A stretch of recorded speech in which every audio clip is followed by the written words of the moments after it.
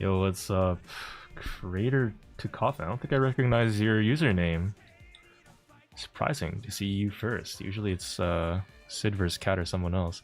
Yo, what's up, Honeydew Bits? Hello, K-Mac. Hello, Blowed Sun. Blazing Coffee. Bedum Pop. Omar Brawlstar. What's up, everybody? Saved. Yeah, I was we're getting close to midnight, and I was like, wait, I actually low Kenyan. They don't want to play Brawl today or stream or anything, and I kind of want to just focus on like doing some other stuff, but it's, you know, 8Pie and Soul is already on the line. Have to do this stream. Why are you streaming so early? That's a good question. I don't know if you're joking or if you're being serious, because in my time it's midnight. For some people who are in different time zones, it actually is like an early stream, I assume. Yo, what's up, Good Flow? I don't know if I'm gonna be able to play Gold today. Sorry, bro. I have a lot of shit to do. Did you see my pretty strong in the server? I did not. I haven't checked the art channel in a while. I need to do that. Loki, I've been digging more into Discord stuff, which I might talk about later. What's up, Obama Nat Pog?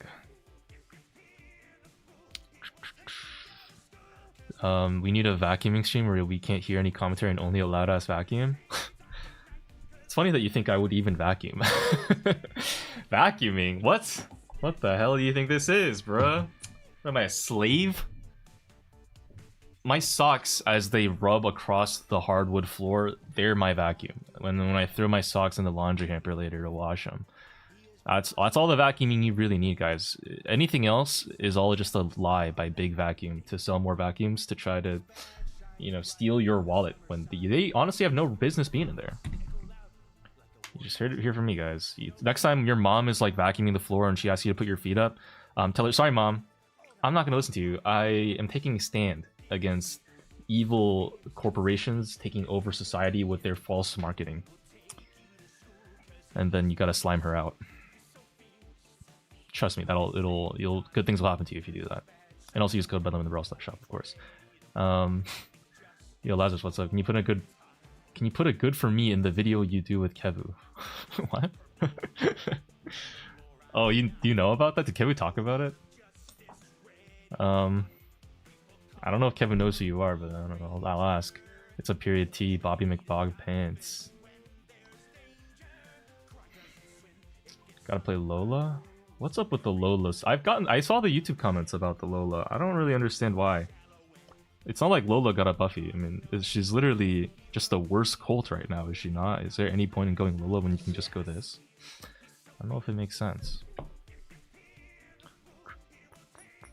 Yo, Bedlam, you got Virus 8-bit just wondering? I don't think I got that one.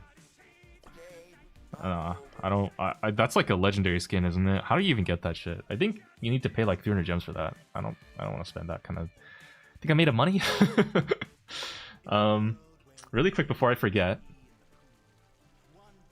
Let me change the sub goal. We got 2 subs on the stream, but I was at my place and I didn't have it written down anywhere. So I just wrote it down, got 2 subs, updated the sub goal, so didn't forget. What's hanging from your ceiling? Oh, that's a good question.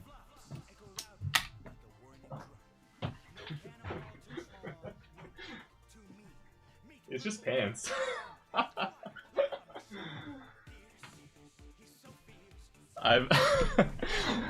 I just throw my clothes randomly in places where they're easy to equip. Half of the time it's on the floor. I have a lot of clothes on my floor, right? It's just, you know, guys, when you live alone, you just kind of lose the motivation to like handle it, you know. It's like kind of a lot of hey, what's up, Zigam777? You know, it's just like, you know it is. Say hi to me. What's up, Francis Cobonilla? Is there an unbanned Discord server, Mr. Bedlam? There is. There's an appeal server if you're asking about that. Okay. Wait, guys, here's the deal. Okay. So today I have a lot of stuff to do. I've promised in the past to do a lot of things like, you know, ask Bedum, where people ask me questions in my Discord server and I answer them. You know, when I first announced that, I was like, oh, I'll do that like every stream. And in my head, I was going to do that, but I haven't done it in a while. Okay, I'm gonna be honest, I have not done Ask Bedum in a while. On top of that, I've also promised in the past to do game review for my subreddit, where people post their clips and I review the gameplay. Also said I would do that every stream. Haven't done that either in a while. It's been a few streams. And I also said I would play some variety games like Celeste, and, you know, there's Elden Ring too. Just a lot of shit that I've not been keeping up with. It's about to be the new year soon, and I figured, you know, part of my resolution, I think, will be to actually commit to doing things I said I would do at some point, eventually. I don't know if I'll do it regularly, but I think for at least today, I'm gonna dedicate basically a big chunk of this stream into doing Ask Bedum. I want to get through at least a month worth of questions, and I'm also gonna do some game review. I want to try to catch up so I'm not like 3 weeks behind on VODs. And then I also am going to, if we have time, I might play some ranked, or there's a recent post that I made in my Discord server. Pull this shit up. I'm not leaking anything. Yeah, I think I'm not leaking anything too important. Yeah, I think it's fine. Alright. Let me move my chats over. I'm gonna have to do this anyways.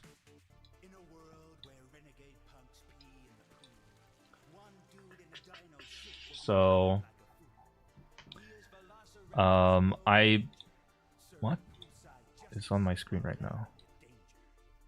Oh, I put out a notification a little bit ago on my Discord server, basically begging people to apply to become a moderator in my server, because we are down a lot of mods right now. We started off when the last time I did mod applications I checked was over a year ago in July of 2024. So it's been like a year and a half almost since the last time we did mod applications.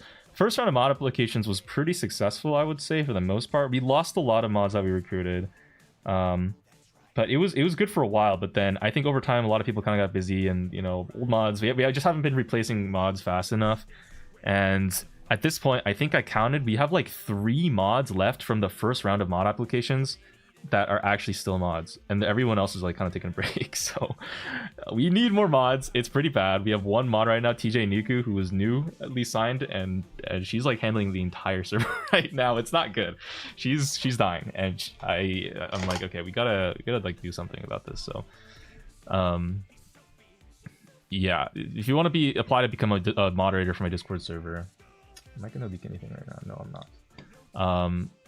We have an application here that is it's pretty short. You just have to, you know, make sure that you can fulfill the main responsibilities. Third one is very important.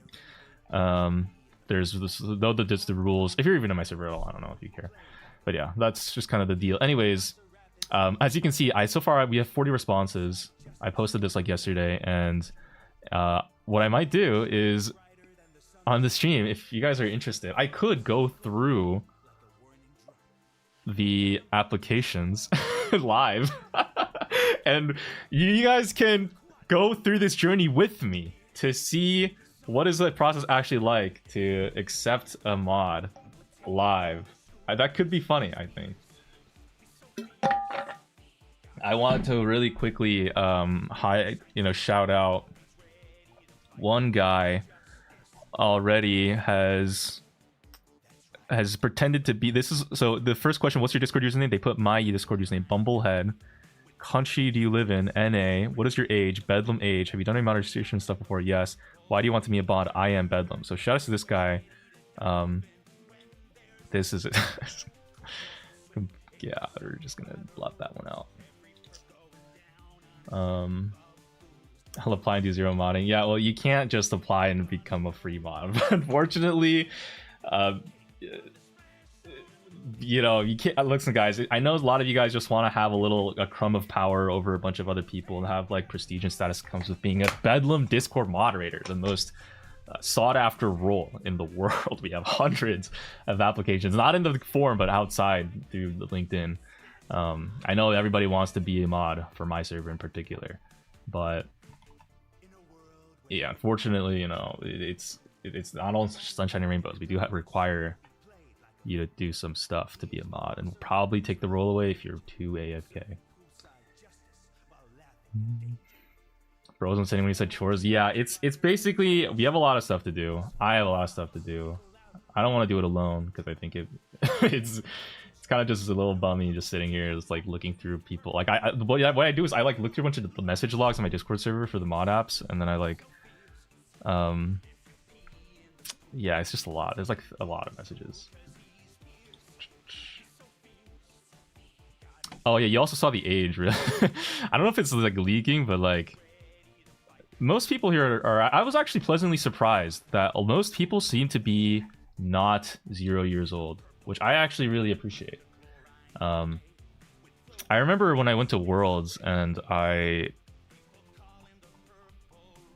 met up with Kavu, and we both had like quite a few fans actually walk up to us and say hi, which is really nice. If any of you are watching, like shout outs to you.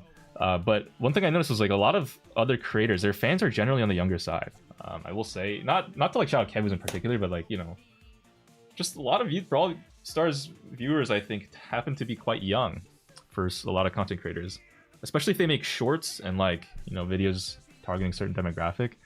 But everybody who walked up to me was all like 17 or early 20s, and I was like, holy shit. Yo, I got an audience of unks. It's all over for you. No, I'm kidding.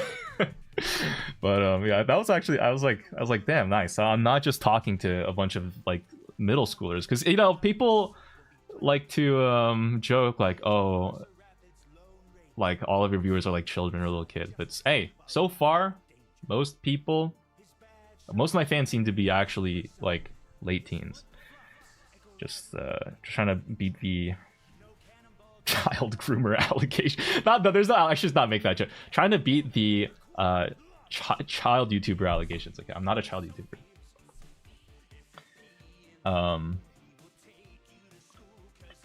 Yeah. Uncle, this look good on my resume. Yeah, man. Being a mod for my server is something that every employer is looking for when they review their resumes. Trust. Yeah, they can think of this as like your first internship, bro. This is an opportunity to practice team-based management. How many buzzwords can I fit? This is a team building exercise that will see how good you can handle highly emotional situations and de-escalate scenarios, as well as engage in community building activities that will lead to server growth and improvements in metrics. You know, you can do all that through the being a Discord mod, and it'll be so fucking cool. Skilled in digital communications and managing group relations. So fucking true. Oh shit. Let's see. What was the last message that sorry, I'm right. I know I'm going through.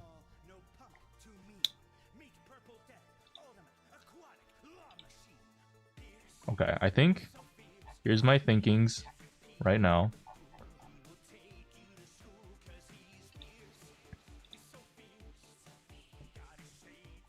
Oh, fuck. De-escalating scenarios, I'm out. Wait, you want to be escalating them? That's no good. Loki, why is every brawler just stolen from League of Legends, i.e. Kenji is Yasuo?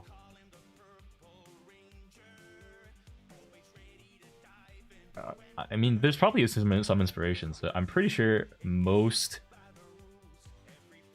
like video game mechanics are inspired or sourced from something else.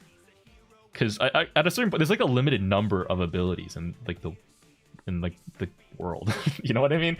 Like, guys, every ability boils down to shoot a projectile or dash or swipe with a melee thing or inflict some debuff. Like that's like every character in every game ever. That's just how it is. Like, if you have a samurai character, how many things can you do with a samurai character? He's not gonna pull out a gun and start shooting people, okay? He's gonna dash and he's gonna slice. That's a samurai. If you have a melee sword, you're not gonna be shooting a gun with a range thing. You need movement to get to people. Like that's everything. You know, it's like like Kaze is a Kali. Like, you know, I don't know, bro. You have a female ninja who can switch for she has a fan attack. Like, I mean, it's just kind of how it is. Okay. I think for now, we're gonna start off with some Ask Bedlam. We're gonna start answering questions. I've been answering too many questions that are in my YouTube and Twitch chats instead of actually answering the questions that I have to do. Wait, let me. Did bro forget quote? What do you mean forget quote? I just noticed something in the back there. They are. Are they all right? That's just my pants. Don't worry about it.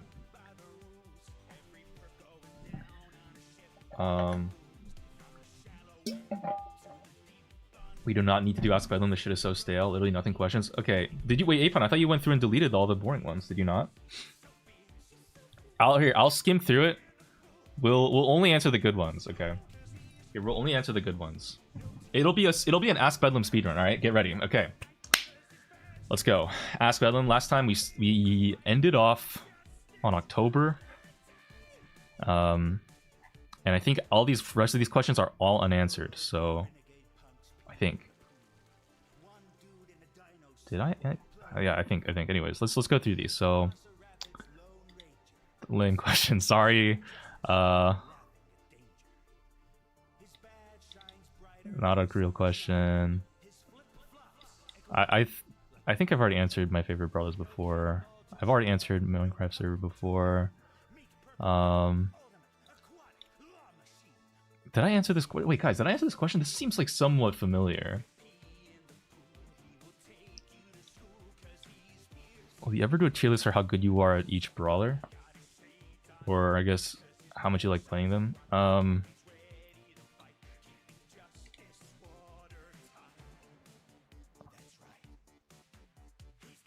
Huh. Is this a good idea, guys? I don't know if this seems like that good of an... I mean, maybe. Is this an interesting concept? The tier list of how good I am? How would I know? Oh, you know what could be kind of a cool idea, actually? Is like if I write down how good I think I am at a brawler and then compare it to like how other people think, or like do like an actual performance and then have other people rate how good I actually am at the brawler and see if that differs. Maybe that could be interesting, but I don't know. I mean, there's potential with the idea. I've never really done tier list videos before, so maybe I'll think about it. Oh, I gotta exit my Steam.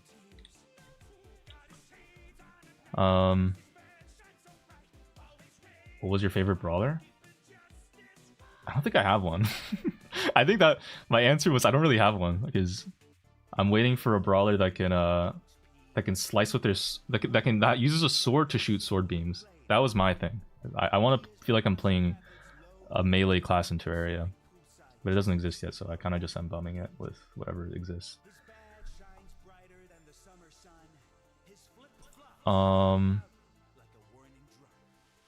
I think I have answered these. Wait, I did answer these. Oh my god. Did I answer these? No, maybe I didn't answer these. Guys, fuck, it's been too long, I forgot.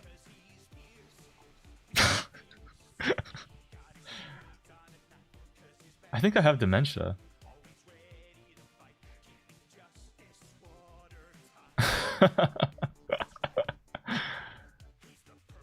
Thoughts on AI? Like, this is really scary. Imagine if you said this in a vid after the Mr. P. I'm not gonna play this because it's probably fake. Bro, just smoking too much weed. I actually don't even smoke weed. I don't like the hangovers that I get after I do cannabis. Have you beaten Empress Daytime? Yes. You need a system that marks which questions you've answered. Yeah, that's a good point, Emoji Shrug. You know what? I'll start reacting to ones if I've done it. Alright. Emoji Shrug cheered. That's X2000. Buy yourself some dimension max Bedum. yeah, I'll go buy a pack of Zins. Thanks, Emoji Shrug. Appreciate you so much for the 2,000 bits. Very common Emoji Shrug W. Let's see. Would you rather? Alright. Which is closer to a woman? Okay. What? Alright. Guys, what are these questions, bro? Avon, I thought you said you deleted the rot ones.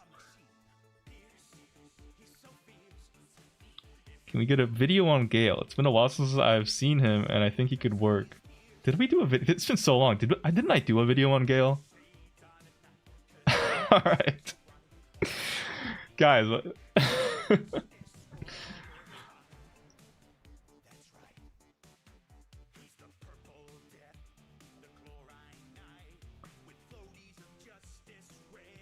when next we're on the main channel? Haha. Do you feel like you've actually grown as a person since starting YouTube? Does your life actually feel different from before you started? That's actually kind of an interesting question. I will say, I don't know if I've grown as a person. I've changed as a person, I will say. Which is like, it's kind of scary. Because I like the person that I was before I did YouTube. And I've always like, when I started actually like making more videos, when my channel started getting bigger, I was always thinking in the back of my head, I was thinking a lot about like other creators that I've seen that all like get kind of warped after doing content creation and just become like worse people or like jaded people or like, you know the story. I mean, these like content creators, like super awesome, wholesome person that like kind of gets burned out and then has some controversies and just everything goes to shit. And I'd like to say that I think for the most part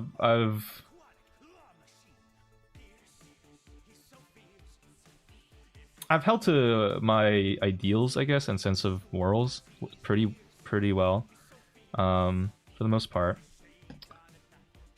And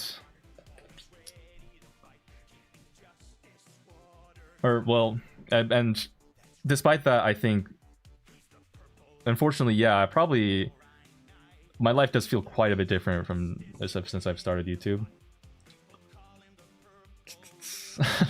It's not like I've regressed or anything to direct. Like, I will say I've regressed in some ways, but like made gains in other ways. It's kind of like, I guess I've specialized in a sense. Before, I think I was a little bit more well-rounded, but since I've done YouTube, I think I've gotten a lot better at like a few very specific things that are YouTube related, and I've gotten worse at everything else. One of them being like social interactions. I think I've actually gotten worse at like interacting with people. I was okay before. I was pretty well adjusted. I was like, actually, I was like on my path to becoming neurotypical, and then on YouTube, it's just like I'll kind of like, I feel like I've gotten very weird, but I don't know. Weird is also funny in a sense. Like, the crazier you are, I think the better videos you can make. Which is also kind of like, it's like it's just one of those things. It's like there's just a lot of trade-offs, but it's fun. We'll see what happens in a year.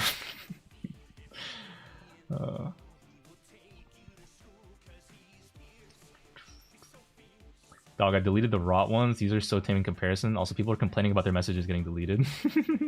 Oh, well, that's kind of interesting. Okay, well, appreciate you, A-Plan. I guess putting it in that context, I guess you did a good job. What's up, Anton Rocket, Iku, and Swag Siphon? You need to have 10 mil to become controversial. Yeah, I mean, okay, here's the other thing too, is that like a lot of things with like controversies are not necessarily like I feel like I could see me getting in a controversy without me having done anything wrong. From my perspective. Like I think as a good example is probably when I lost my creator code. Just like the Mr. P joke, I don't think the Mr. P joke was a big deal. I'm gonna be honest, I really don't care about it. Now, I've since stopped making those kinds of jokes a little bit. But like I haven't I joke about the joke, but I've not like directly made the same type of joke as since. Because it was also kind of a lame joke, to be honest. But like, you know, like I don't think it was like a morally wrong thing to joke about that per se. But it kind of got me in a quote unquote controversy. But like I you know, whatever. Right? It's like I think those types of things probably can happen. If it happens, hopefully it's not too bad. It's guys, you know what actually sucks is if I get caught in a controversy and I fucked up, then I feel that like that's makes sense. Like that's congruent with my understanding because I'm being punished for doing something bad. That makes sense, right? That's like, okay, I have to course correct, no longer do the bad thing, and avoid the punishment, and like it's all clean. It's nice. If I fall in a controversy and get punished for something that I don't think was bad, that shit is like so fucking stupid. Oh my god, that actually gets that like it's like because it's not it's just like it's not only is it like hard to kind of understand it as like why am I suffering for something I don't even think I did that wrong, but it's also there's also a sense of like, you know, like an injustice. There's like, dude, I like this is so unfair. And it makes it even harder for me to then like course correct or like make the proper choices. It's just very it's a very mindfucky.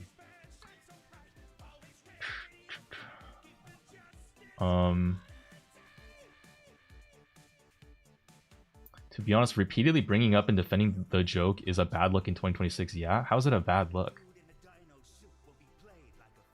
Is it a bad look? I don't think it's a bad look.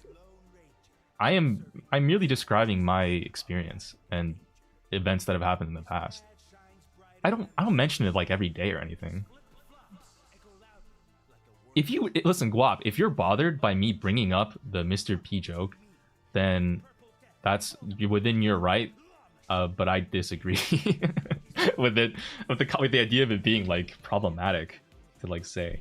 But like that's fine. You know, you can have our differences. Obviously, the Supercell creative program agrees with you.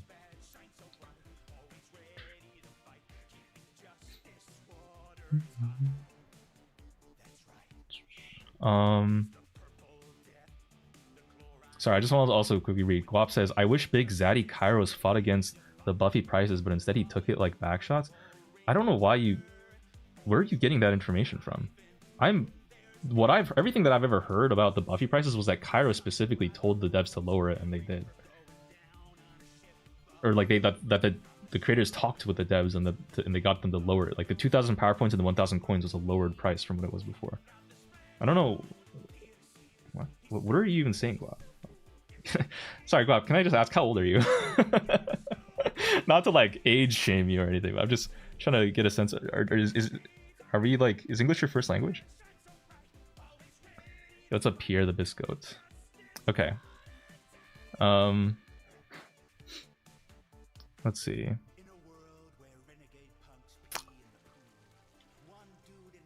I saw you putting Minecraft parkour. I just like there's ways to download videos off YouTube. That was like an interesting question.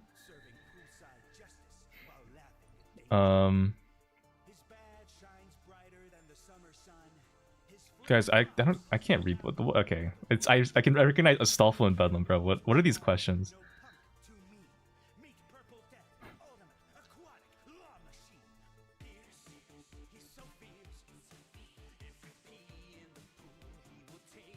Guys, look at how long it's been since I've done an Ask Bedlam. These questions are from before Worlds in October. Bro, it's been like over 2 months. What the fuck? Alright. When you host a Matchino tournament, I don't really understand the point of a Matchino tournament. Or like to host one. Actually, this is here's one thing. I don't really understand why you would host a Matchino tournament. Because you're basically just putting money in a pot to give to other pro players. It's like, what is the point? I co-hosted one with Eternal for a bit just because I was curious after like what it was be like, and it was just like, it was cool, I guess, but it wasn't that interesting, to be honest. Oh, I think you do get like a, oh sorry, no, when you do host, you do get a portion of the prize pot. Sorry, I totally fucking forgot to mention that. You do get a portion of the prize pot. The host gets one. I just let Eternal have all of it. That, you know, yeah, that was probably dumb on my part, but it really is just like, it doesn't seem like it's all that. Fighting over a $30 prize pool. Oh, like, okay, here's the thing that, like, you know, no, never mind. Yeah, it's okay. I mean, it's what it is.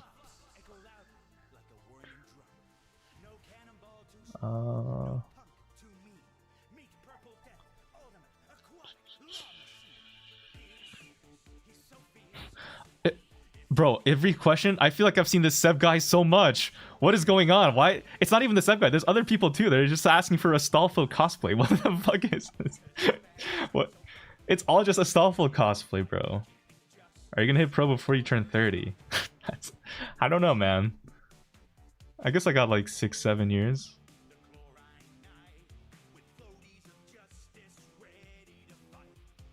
Is there any specific reason you aren't as active in your Discord as you used to be? That's actually a good question. I've talked about this before. It's a mixture of a few things. One of them is that I get kind of overwhelmed. I don't want to quickly, like, these are the DMs that I haven't responded to yet. I don't know if you can see them in the top left. Oh, Kev was up there. I should probably respond. But like, there's also like message requests that I haven't seen yet. I don't know if you can see that behind the cooking stream text. I have a lot of message requests that I also have not responded to. I get kind of emotionally overwhelmed with responding to all of my notifications. Because Discord isn't the only platform. There's also Twitter, which I've completely given up on, and also my emails. I get people messaging me a lot, and I appreciate it because it is like, it's a sign that people care about me, and I really do am thankful for that. And they, you know, people like my content and stuff, and they're excited to talk to me and they want to reach out, and that's again, I'm not like trying to be ungrateful or anything, but it's just like I would spend, like, if I wanted to respond to it every day, it would probably take me around 30 minutes, like if I kept up with it and like respond to it every day. And my social battery is just not really wired for that a lot of the time, I think, for some reason. I don't know. It's just like, there's like a long, yeah. And but like if I miss a day, what happens is that, you know, there are more people who message me, and then it, like, the amount of messages like kind of increases, and then that pile gets more exhausting to go through. But I do go through it, but then I will be tired after that, and then I'll miss like 3 days in a row, and then the problem compounds from there. It's like, at this point, I'm so behind on messages. There's messages from like a couple weeks ago that I haven't responded to. At some points, it got so bad. There were messages from multiple months ago that I hadn't responded to because I just was so fucking mentally not there. I just couldn't do it. I don't know. That's one part of it, is that I just get really emotionally overwhelmed by responding to everything. Because, you know, when I also respond to someone, they respond back usually, and then there's a back and forth, like a conversation that happens. And these messages aren't always just simple like, hey, I'm a big fan of your videos, love you, by the way, and then the peace out. It's like a very specific, hey, I love your videos, and also here's a specific question that you need to think about to answer. You know, they might ask for like a very specific question, or like, hey, can I get help for this thing, or hey, what are your thoughts on this thing? And it's just like, if I answer some of these questions, they'll ask subsequent questions that then it turns into a conversation, and it takes a while.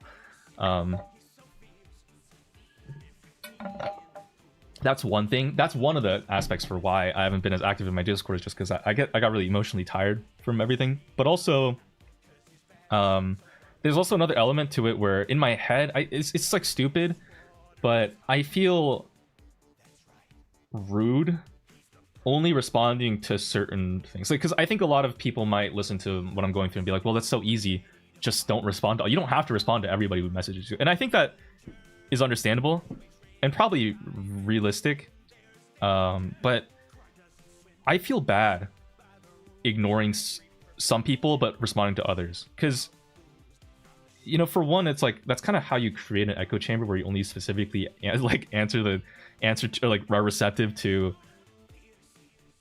feedback that is positive to you, that you enjoy. It's like I think I'd be inclined, I think humans would be generally inclined if they only responded to things that they were interested in to kind of create a bubble of slop.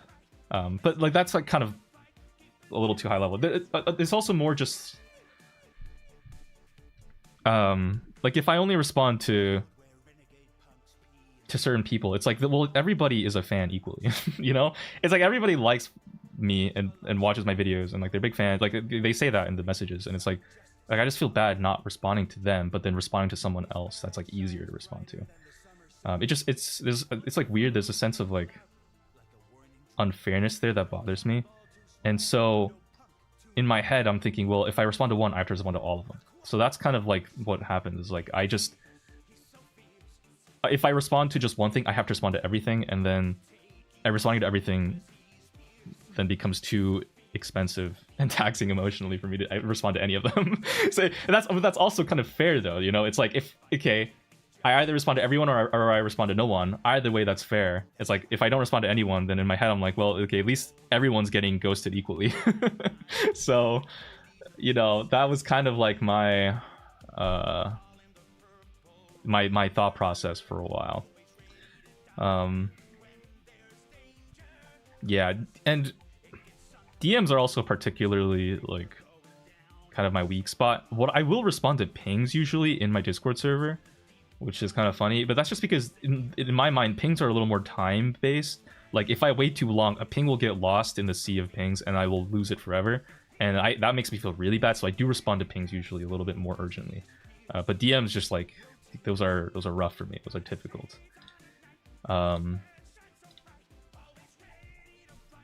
Yeah.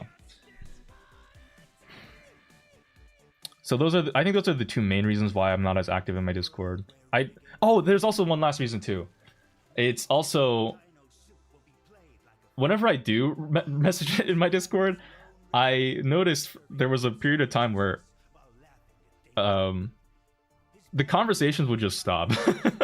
Like, especially people would ping me in general, or Brawl General in particular, that's way more active. And, you know, someone would ping me and I would respond, and then whatever conversation is happening would just immediately like go silent, because I think people see that I'm there and I can read what they're saying, and then like it just like changes the dynamic. And so I would see that and I'm like, okay, well, now I don't even necessarily want to like talk, because if I do, then people just stop talking. It like feels bad for whatever reason. But I lately I've been talking a little bit more, and I think it's been fine. So maybe that was just a temporary thing. I don't really know. Yeah, those are the main things. This is a long answer. I answered. Sure. It's a very long-winded answer, but yeah, those are the main reasons why I kind of haven't been as active in my Discord. But I'm trying. I'm trying to get back into it with mod applications and talking to people more on my server and stuff. It's like when the teacher comes back to class after using the bathroom. Kind of, yeah. Maybe. I don't know if I'm necessarily the teacher role. I think I might also... It just, you know... I guess it's technically my servers. It's like I'm... Yeah, I don't know. I don't know.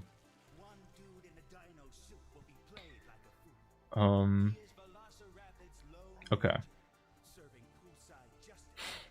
And the next question is: you're thrown into Star Park and it's the Angels versus Demons event. Who are you trying to smash first, the Angels or the Demons?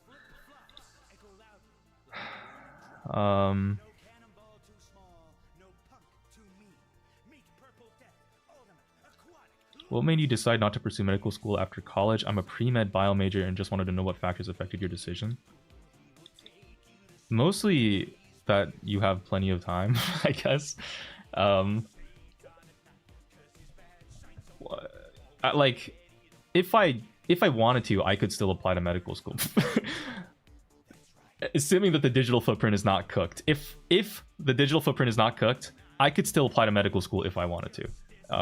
I have, you know, the transcript that I need and everything, and the GPA and whatever, and the, you know, the recommendation letters. It's like, you know, just, it's like, and then you just, like, you study for the MCAT, you take the test, you use the score, you apply to college schools and write the secondaries and whatever. Like, it's, you can apply whenever you want. I think I saw a statistic that was like average age of medical school entrants are like 26 years old. I don't know if that's actually real, but either way, I'm thinking like, well, I'm only 23. Young 23. If I was like 30 and I applied to medical school, I honestly don't think I would really care that much. At that point, you know, I'm at the end of my rope. You know, it's like last resort, like, fuck it, yeah, I guess I should apply to medical school. So, you know, I just don't really care right now. I'm not like that pressed. Just doing whatever right now and just having some fun. And then I'll see at the end of this journey if I still want to apply to medical school or do something else.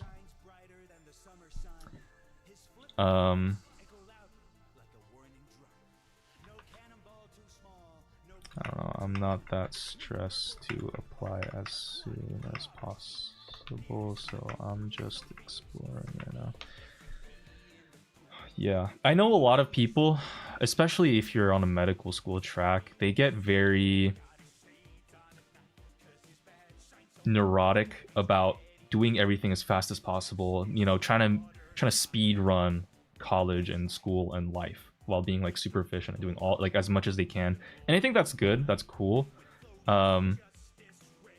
Like, you know, if you I think everybody knows like that very high achiever who is doing classes, maybe overloading on their classes while working part-time doing research, and like while mentoring or tutoring and doing extracurriculars, like in part being a vice president of like e-board on clubs and doing like sports or whatever. You know, like there's people out there that do all of that, and it's like, holy shit, like this guy's locked in. And you know, I think especially because people tend to compare themselves a lot, they'll look at someone who's very high achieving and they'll feel bad. They'll be like, I'm not doing enough, you know, I need to be doing more.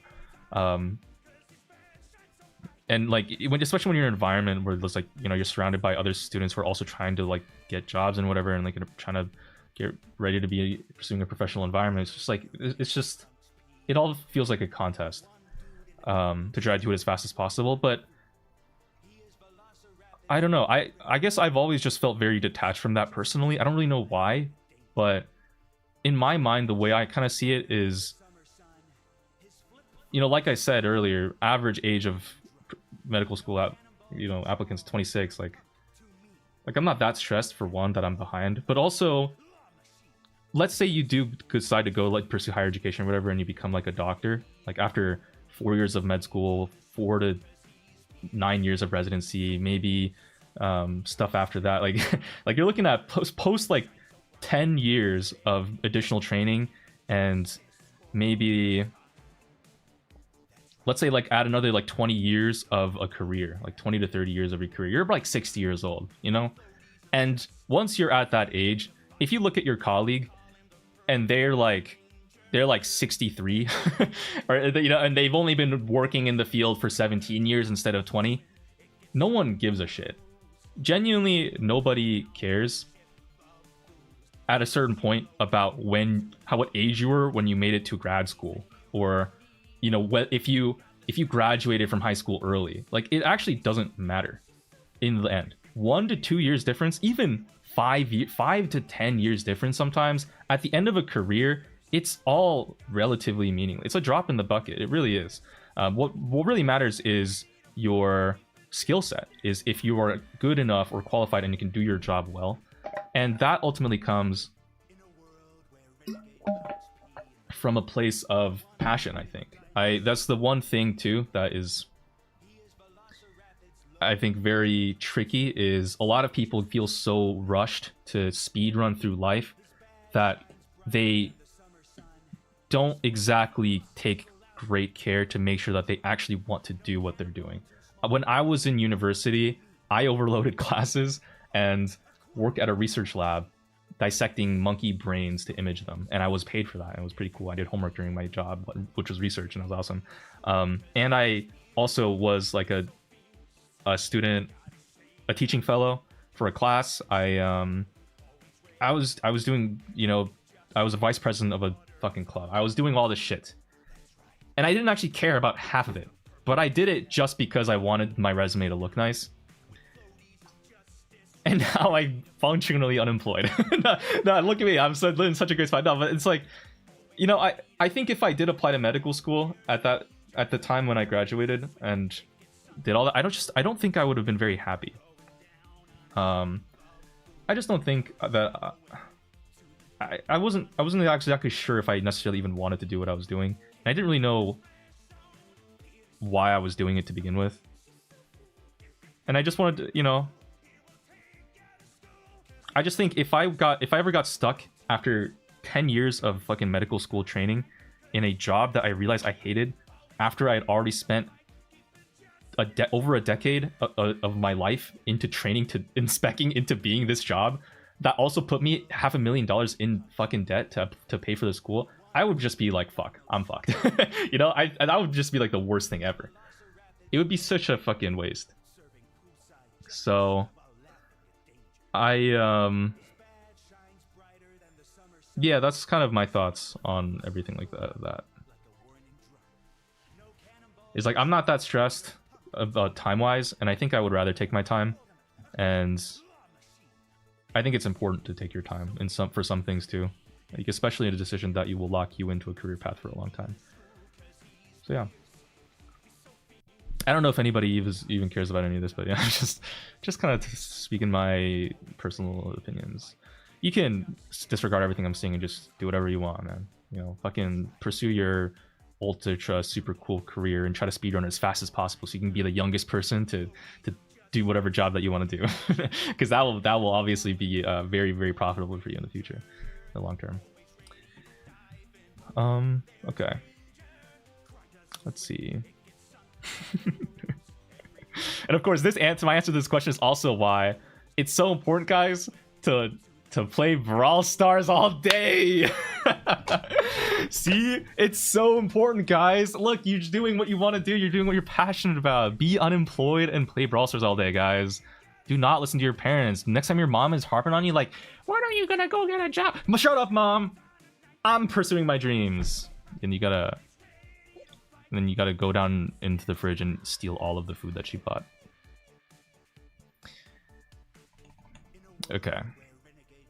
Next question. How do you set up the bot so it gives you the role? I'm not even gonna answer this. There's a fucking tutorials out there, man. I don't know. I'm not a fucking tutorial for Discord bots, bro. What the hell? What software do you use for your thumbnails? This is one. Krita, because it's free.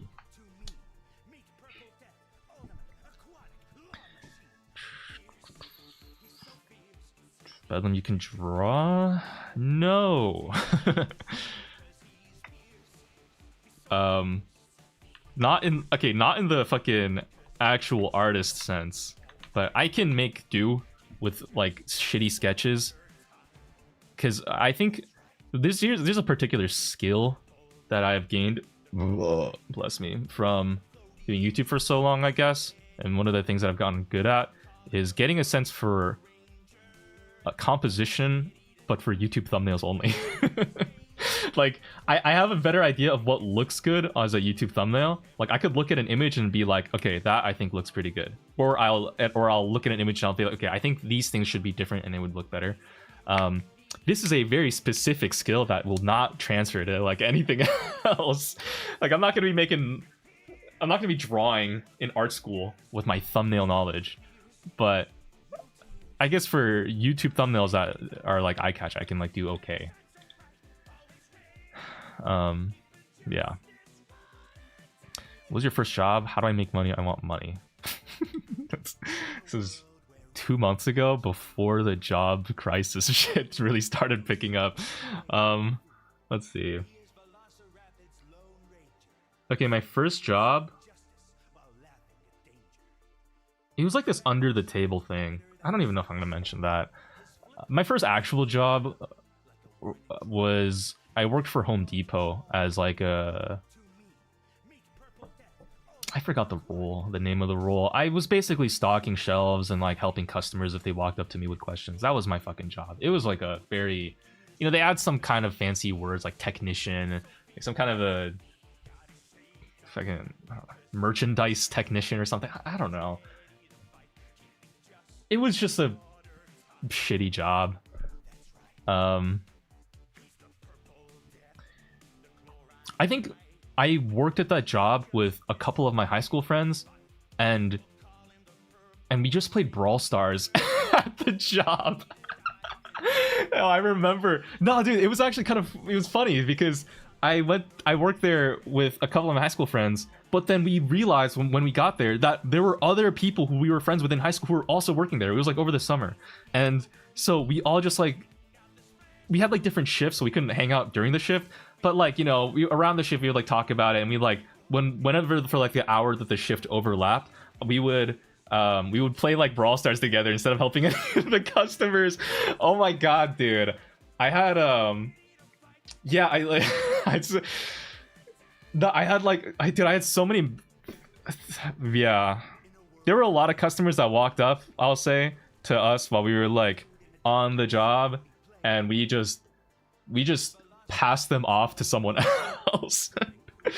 Like, so a customer would ask like, hey, do you know where the nails are? I need the specific 16-inch nails. What trial is that in? And we would just look at each other and we'd be like, oh yeah, so if you actually go over to a Bill over there, yeah, he's standing in the air over right there, aisle 7, apron, he'll help you out. It's just like shit like that. We had to delegate all of the responsibilities of the job and just like do fucking nothing. It was actually such a stupid job. That shit was very dumb. I don't know. We should not have been getting paid what we did. You know what's crazy is that I live in Massachusetts. The minimum wage here is like $20.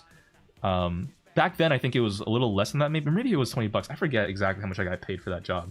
I was overpaid to stand around and do fuck all, and shooting the shit with my friends, and that's the best kind of jobs, honestly. Pro tip is, if you want to not absolutely hate your fucking retail job, because every retail job is the most soul-sucking shit imaginable, like just being forced to help customers and interface with them in any sense is just automatically, like, you put in an 8-hour shift on that, you go home and you're drained for the rest of the day. It's just fucked. But yeah, the best way to actually get through a job like that is to make friends with someone who works there. If you have a friend who works in your shift, that makes the job like bearable. It's like, it's actually okay. If you don't have that, you're probably like a year or two away from just showing up on the news one day. Okay, we'll put it that way. So those are my tips of having worked after working at Home Depot. I worked at Home Depot. It was horrible, but I had friends, so it was chill. Tell me about I work for Geek Squad. Yeah. Nah, yeah, and it's not even like, you know what was crazy is like, I didn't even have to deal with the brunt end of it. Like, you know, like I said, like, I just delegated all the shitty customers to someone else to deal with a lot of the time. And I was also stocking shelves a lot, so I didn't necessarily have to talk to people that often. It's just like, there's just something about it, man. Just being there to help customers at all, and like being forced to interact with customers, like especially if you have to do it regularly, just something about it is just innately soul draining. It's way worse than like school or anything else. I don't know why it's so fucking bad. That's a very curious thing, because I got paid like more than I should have, in my opinion, for what I was doing, and I was still like, I hate this job. It's so weird. I work as a teacher's assistant for like 3 days till I got fired, bro. What? What the fuck were you? Are you like not? You can people not trust your own kids or something? Like what? What did you do? I like teaching assistant jobs. If it's a subject that I'm knowledgeable in, I like helping people. I think it's a nice feeling to help people learn something. Retail job sucks, but I think every human should experience that kind of job. It builds empathy, not gonna lie.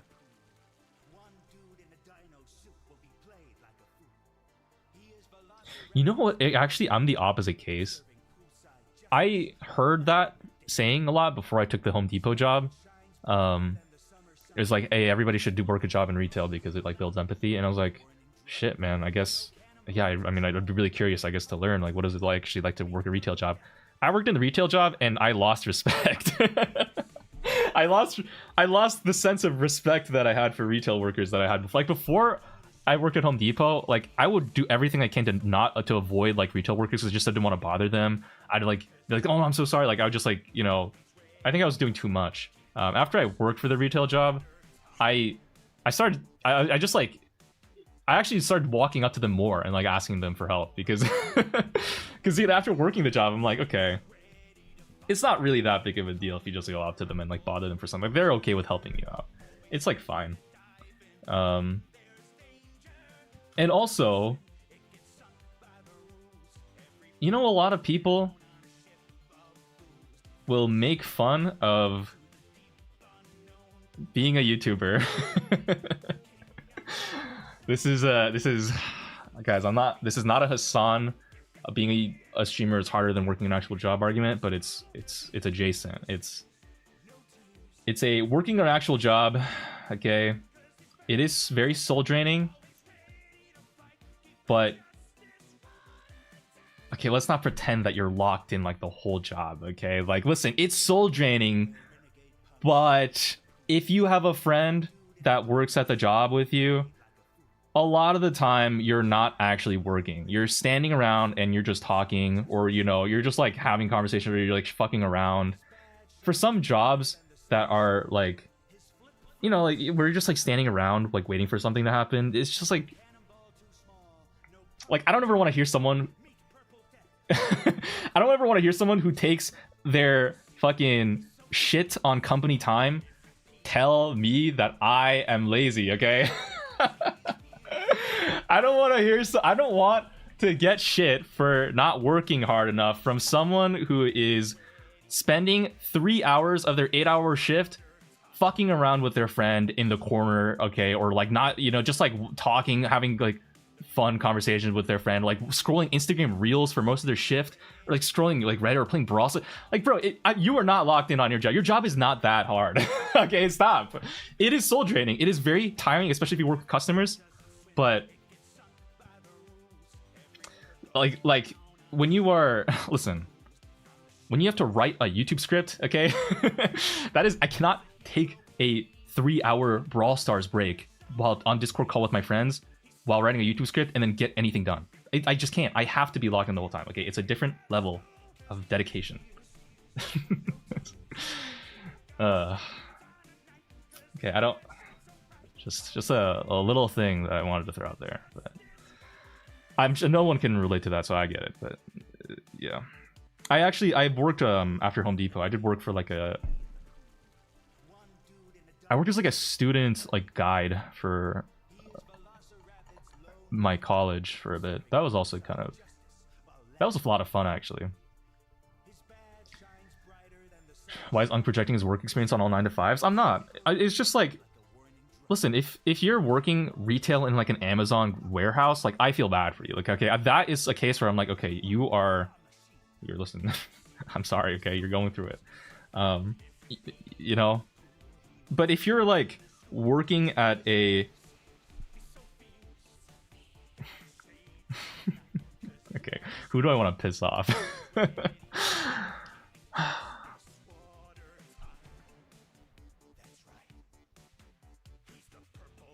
If you're working at a convenience store,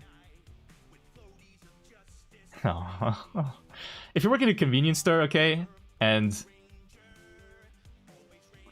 it's like it's like there's multiple employees, and you're just, most of the time you're just like standing around. Like, listen, I understand like your legs are tired after a while, and you're just bored out of your fucking mind. But like if you're there with a friend and you're like you have like, you know, like I don't know. Like yeah, I hope you get a, you know, a better job eventually, but it's like, you know, it's like, is that really like okay. I don't know. Nah, you know, it's I understand. It's no, it is fucking annoying to deal with customers though. Yeah, let's go back to questions.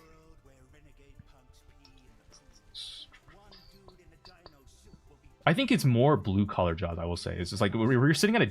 No, is that blue collar? No, I think that's like fuck. I don't know the difference between the collars. It's the job where you sit at a desk. Sometimes that's like the most comfy, like especially in an office where you can like spend most of your time like doing meetings, like writing emails, like that. Dude, I worked at a fucking the research lab for a bit, and half of that job, literally, I think like 50% of the hours like clocked in was just me like walking to a different room to do a fucking meeting. That shit was actually slop. That shit is actually slop. White collar, yeah, that shit is actually slop. Like I bet you like fucking god. There's just a lot of, you know, jobs where, especially if it's like computer work, you can get it done in like 3 hours when you have a work shift of like 8. And you're clocking all 8 when you finish your work in 3, okay? You're just spending the rest of the 5 taking your shits, eating your lunch, and scrolling whatever, you know, fucking algorithmic feed of your choice. Like it's not, or talking to your friend. Like it's not like that is a fucking chill ass job.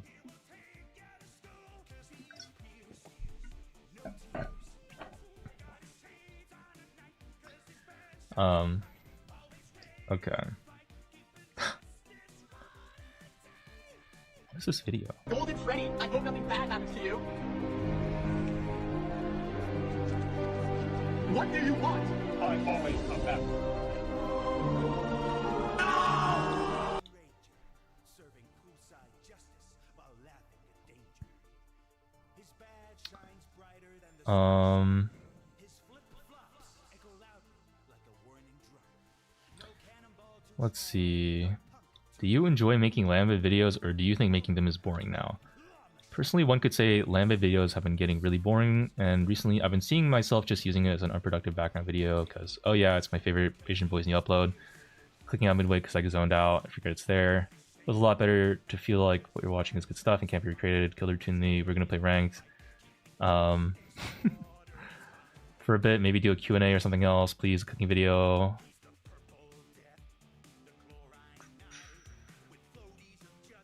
I think the reason Lambda videos are good was because you used to rant about your life, your problems, or an article you read, or teammates, or whatever, tell stories. Recently, you just talked about Brawl Stars and how Gene got useless. Buff.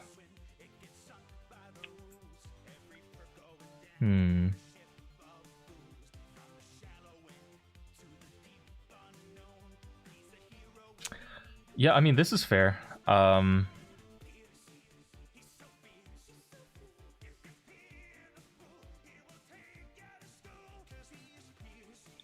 I think with the Lambed videos, I switch between making it more personal, but also making it like an actual video related to Brawl Stars. Because, like, I think for me, the Lambed videos are more just kind of a reflection of what I'm interested. I don't think there are some times where I make a video just because I have to, but most of the times the videos are more me asking a question and answering it in some way. So if I'm making a video about ranked, that's like, you know, we're gonna test like a fucking random 200 HP buff on Gene or whatever. I don't think I've done a video on that, but there were, I think I do remember there's some videos where I'm like, hey guys, we're just playing ranked and we're gonna test this buff that I think is fucking useless.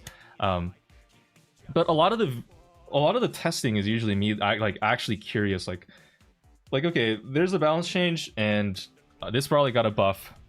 Is the Brawler actually like meaningfully better now? I don't know, and I'm curious. I think I think my perspective on it is a little bit different too, because I personally enjoy Brawl Stars.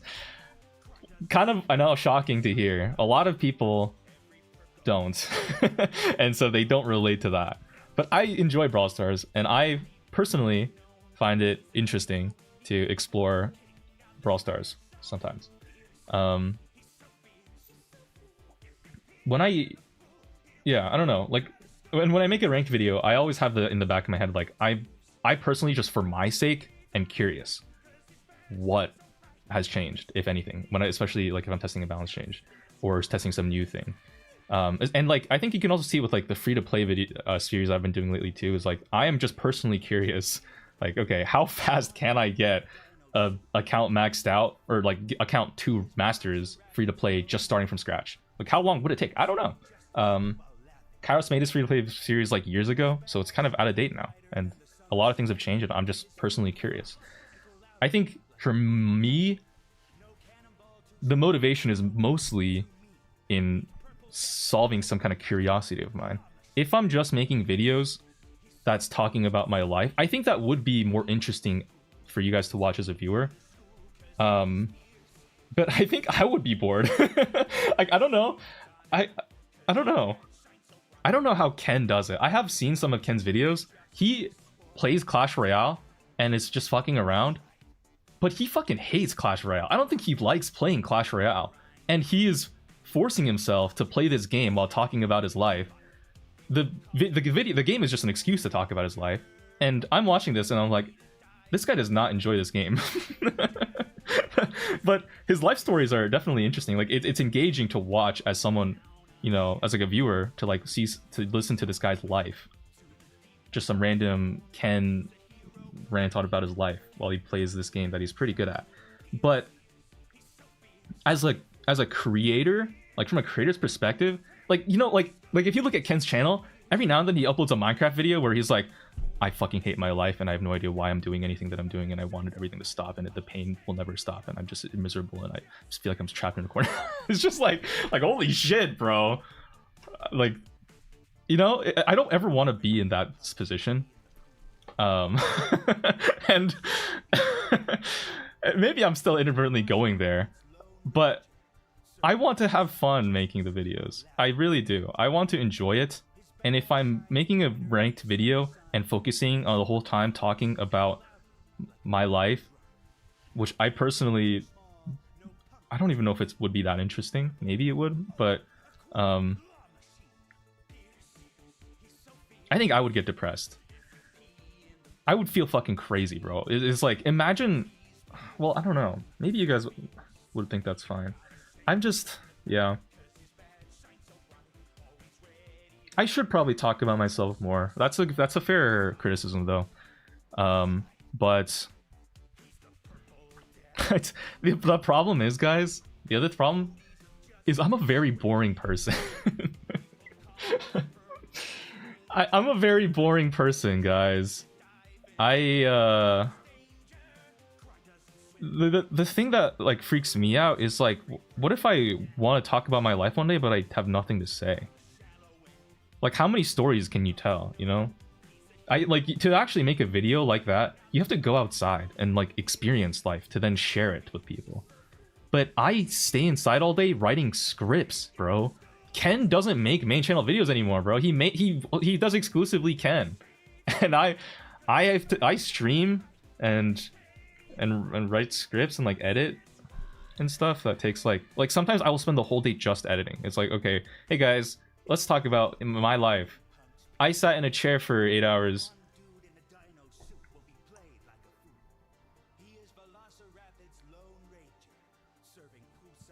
Like, you know, I'd watch. All right. Nah, man, but it's just like there's nothing funny there. It's just sad. It's like okay. I sat in a chair all day and I edited a video. After spending 8 hours, I am 1/10 of the way done. Like, expect main channel video never, because by the time I finish it, it'll be out of date and I'll have to rewrite it and then re-edit half of it.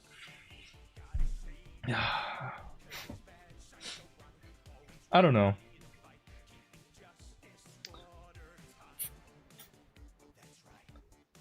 You can make your life interesting by doing weird shit. Try to make others at the gym uncomfortable. That's a good point though. Is what I really respect what I said earlier. Being crazy makes for better content. If you're a bad person, you make better videos. Just straight up, okay? Because if you're a bad person and you can like make people around you uncomfortable or like crack jokes at people's expense or like just generally be like rude to people, like that can be funny if you do it right. And it's way funnier to see that and way more enjoyable than to see someone just like being generally pleasant or nice. There's incentives with YouTube and content creation to just be a piece of shit, and it's very scary seeing that void because I see it in front of me every day, and I mean I'm choosing to not go down that route, but it's yeah. I don't think I could, realistically, but the people who do, they pop off. I also like, you know, like going to the gym and making people uncomfortable is like something that I don't think I could do it, guys. I barely could go to fucking Sweden and stream the event that I fucking make videos about. I could, like, it was hard for me to stream and like get footage and record at Brawl World Finals because I just felt like an asshole. I don't think I could, like, especially a gym that I live near and go to regularly. If I like stir a fuss there, I would just feel so bad. I am genuinely too shy. That is probably a problem.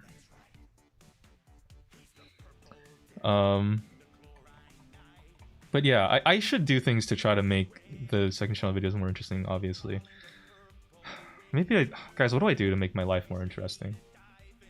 Yo, quit burping. Become Jack Doherty? Jack Doherty Lamb? What the hell? I don't think I even know who that is, and I think that's a good thing.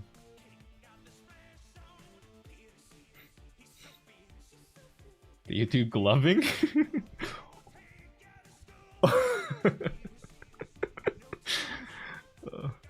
Add goon corners. Start pimping like Jack. Nose pulling. Get into inflation free. Okay, these are not activities, guys. This is not like an activity that I can talk about in a video, right? It's like, hey guys, so today I got into inflation for real. It was awesome. Like, what? That's not. That's I don't know what to make of that. Maybe I need to.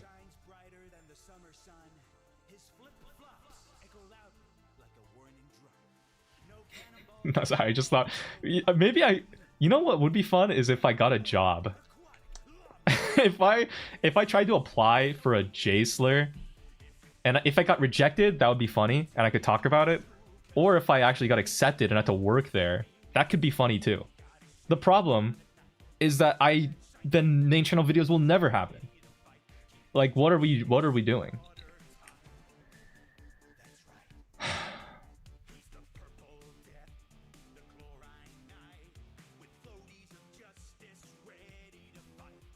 I don't know. Not even the big MC would accept At you. Zoop3389 Oh, McDonald's. through super chat. Hi Bedlam, I'm from Brazil, but I discovered your Brawl Stars content and became an avid fan. Have a great time and happy holidays. Yeah, thanks, Gold Zot, for the 5 Brazilian reals. Happy holidays, man. Appreciate you watching. Content farming at the J Slur? No, literally. I worked a 9 to 5 for a week on it. No, that literally. It'd be like I could apply to different J Slurs and then pick the one that I like the most. Like different types of J Slurs too. I could probably get very different J Slurs because I have a pretty varied experience. I just don't. Well, I don't want to do that, but also it's just like it means I can't do what I actually want to do as well, which is make the video that I want to make.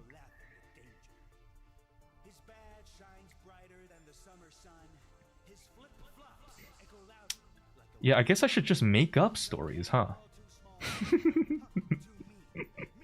Hey guys, so today I walking down the street and this woman came up to me. This fucking bitch came up to me and she just had this most disgusting rabbit dog that was just fucking ugly ass poodle. ew, I fucking hate those things. And she just started getting all up in my business and was just like pretending like she couldn't see. Like lady, you literally walked up to me like 3 feet away from me. Are you kidding me? You clearly did this on purpose. And I fucking killed her. And I dismembered her body and I buried her in the sewer across the street. Like and subscribe, guys. I'll catch you all in the next video. Take care. Love you. Peace. You like that? Is that fun? That would be pretty fire, no? I should just make stories up. Become a storytime channel? Yeah, no, literally. That's heat. I think that's peak. Did you kick the poodle though? No, I let the dog, obviously, guys. What am I, fucking monster? Even if it's the most disgusting dog, of course I would never hurt the dog. Human being that is fully conscious and is a moral agent. Oh yeah, they can die. Inflict the maximum suffering on them. The dog that is 1 year from its deathbed and is fully deformed, and after multiple generations of inbreeding and crossbreeding, can barely breathe, needs life support, is blind in one eye, is deaf. One of its legs just doesn't work, it's broken, and it will never heal because it's too old. Its fur is falling apart. Leave that dog alone, okay? Do not touch Lil Billy. He's too precious. Funny how morality works. Monthly cook with the lamb would go hard. Hey guys, if you subscribe, you know, maybe I'll just do the cooking stream. Oh wait, you know, I could do a cooking stream tomorrow, guys, for New Year's, for celebration. We'll say that the goal was always 100 subs.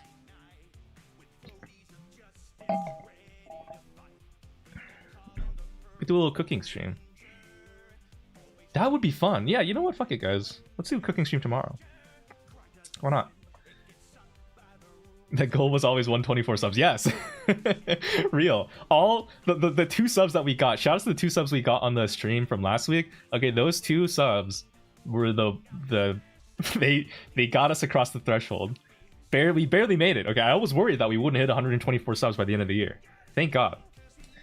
Shout out to them. Cook kimchi low key? Nah, because what I have. What are we whipping up in the kitchen? I actually got the other day. Oh, here's a story time for you all. I ordered a box of HelloFresh meals the other day because I got an ad for it on Instagram Reels. I think it was that. Wait, yeah, I got an ad for it, and I was like, well, okay, if we're doing a 50% discount, you know what? Fuck it, let's try it. Because I just had flown back from Seattle and I didn't have anything in my fridge and I was hungry. He's making shit up again. No, this one's a real story. Obviously I'm scrolling reels. No, that's actually real. Yeah, and so I got one shot by an Instagram Reels ad and I opened up HelloFresh and I bought 6 meals.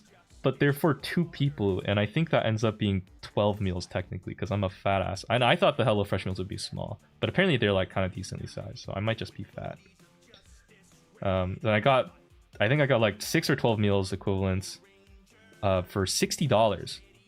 It was like $5 a meal. I thought it was like an okay price, but that's 50% off. Like the normal price would be $120 for 12 meals. That's like not worth it in my mind. If I'm spending $10 for a meal, I would rather just eat out.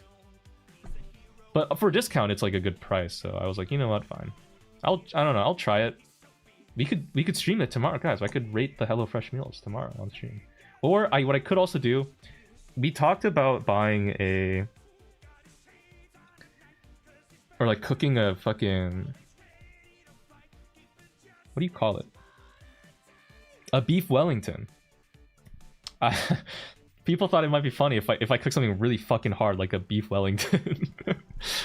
That's like a lot of work. I don't know if I could do that. That's so hard.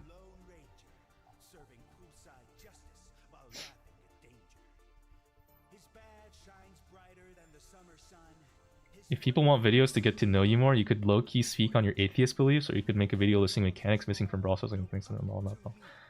Well, the second one does not sound like it would get to know me better at all. I don't know if I mean, I don't mind talking about my atheists. I don't my atheism, but I don't want to like make anyone who's like religious uncomfortable. Because some people take it very personally, religion especially, and I also don't feel that. I don't want to like proselytize atheism or anything. I just like listen. I believe in what I believe. You can believe whatever you want, as long as it doesn't hurt anybody, you know. The thing is, if I do want a beef Wellington tomorrow, I have to go out and buy the ingredients. Should I do a beef Wellington materials, guys, or should I just do HelloFresh? I'm worried that I will be cooking too much food and I won't be able to finish it all. I did go to the gym today. I mean, I could probably eat tomorrow. Do a beef Wellington.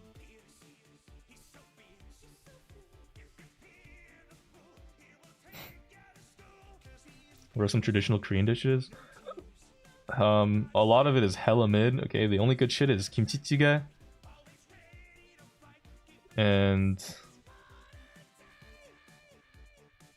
Korean army stew, which is also just a kimchi jjigae. That shit is fire. No, everything else is hella mid. No, actually, kalbitang is fine. That's what I said. Is there's a kimchi and pork stew that I think is fire. And there's a rib soup that is pretty good.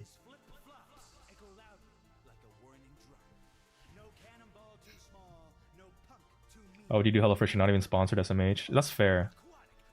I don't know if HelloFresh would sponsor me though. Okay, I'll look into beef Wellington stuff. Are you bilingual? No, I can just mimic Korean very well. And I can if I hear someone speak it, I can understand it. And I can pronounce it pretty well, but I don't know how to speak the language that well. Bedum, your pinged in both generals, answer that. So I don't have to look at the red circle. Oh shit, you're right. Wait, let me check.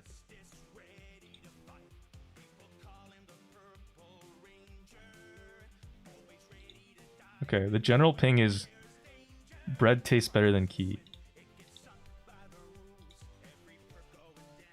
And then in broad general, the ping is which stream? What? Okay, cool.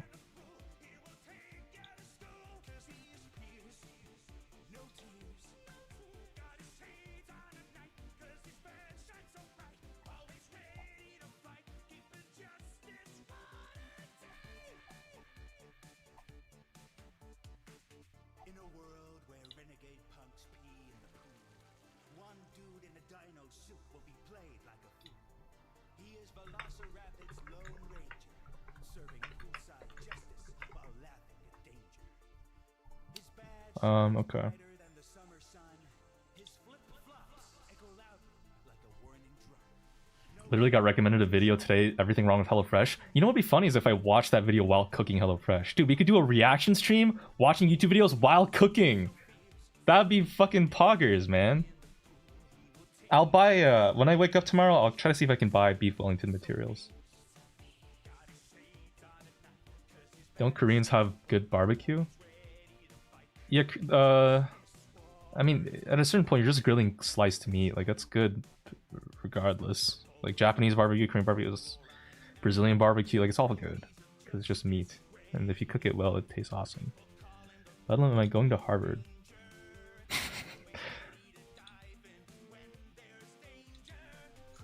Yeah, man.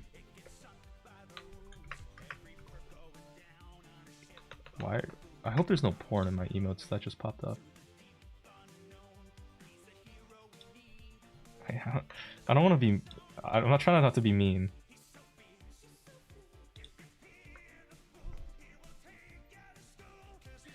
Can you cook with just an apron on? If we hit 150 subs in the goal, I'll consider it.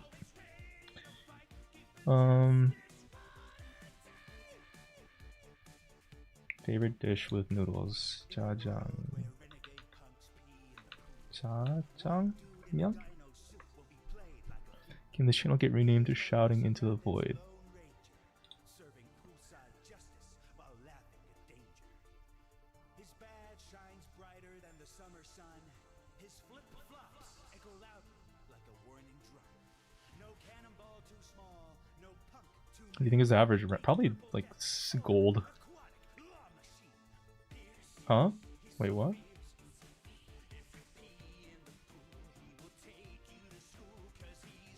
Alright. Alright. Why do you have the BSCJ emote saved? BSCJ emotes? What are the BSCJ emotes? Oh, I actually really like the YouTube emotes. I think they're so funny and cute. I don't know. And I like trying to scroll to find it is like too much work, so I just favorited these. Because I think they're funny. Loki, the YouTube emotes are so fucking underrated.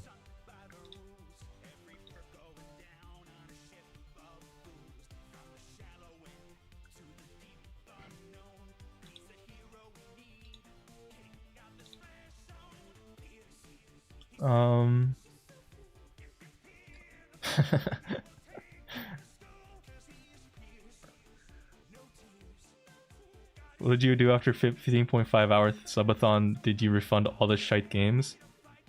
I actually think I forgot to refund some of it. I refunded a couple games, but most of them I actually left unrefunded. Like the games I enjoyed and played a lot of too, yeah. I think I only refunded a couple. Oh, and then also after the actual subathon itself, I slept, and then scrolled my comments like I usually do, and then probably started working on my second channel video. I don't know. That's basically all I do is I just make videos and I scroll comments and go to the gym every now and then, cook my food. I've been reading Lord of the Mysteries lately. I think I mentioned that before.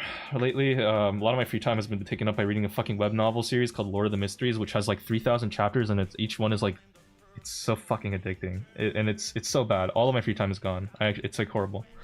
Probably just slept and then made video.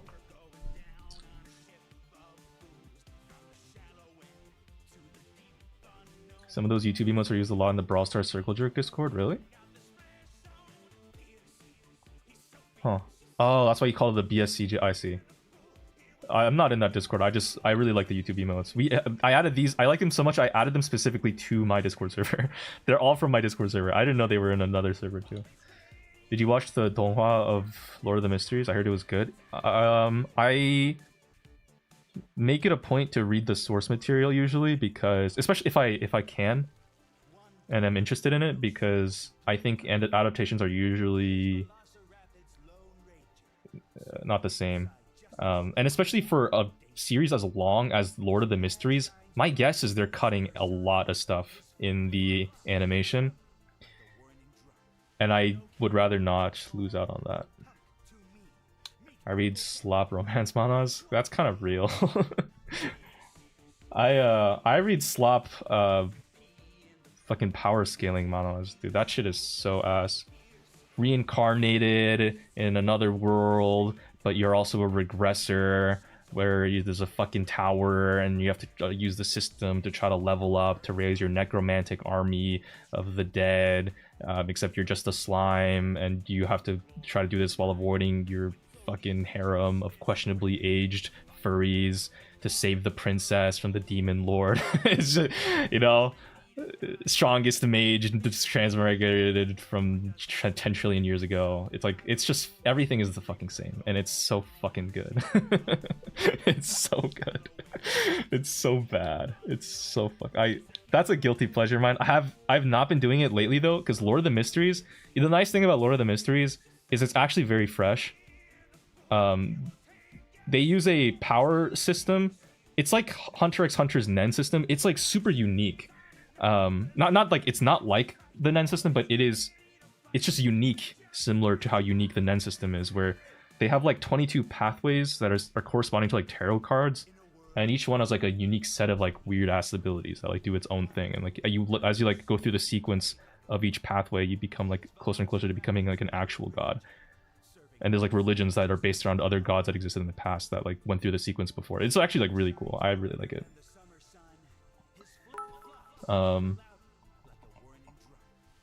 Lazarus daughter could be cheered.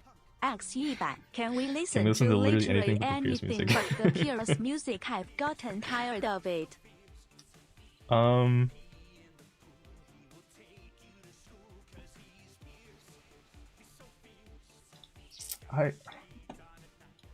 Let me see if I can find something good. I can pause it, but we're going back to the Pierce music later.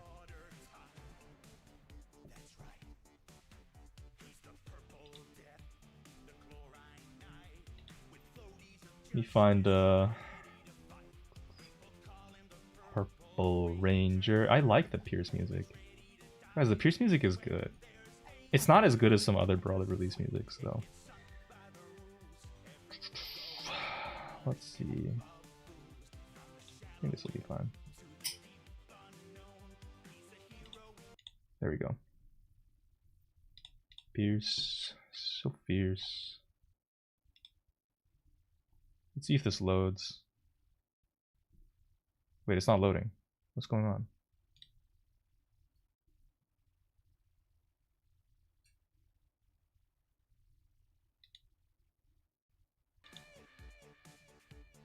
Bro, it's not working. Oh, there we go.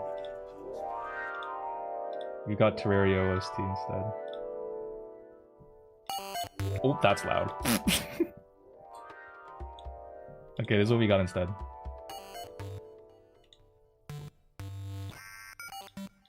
That's still a little loud. Okay. How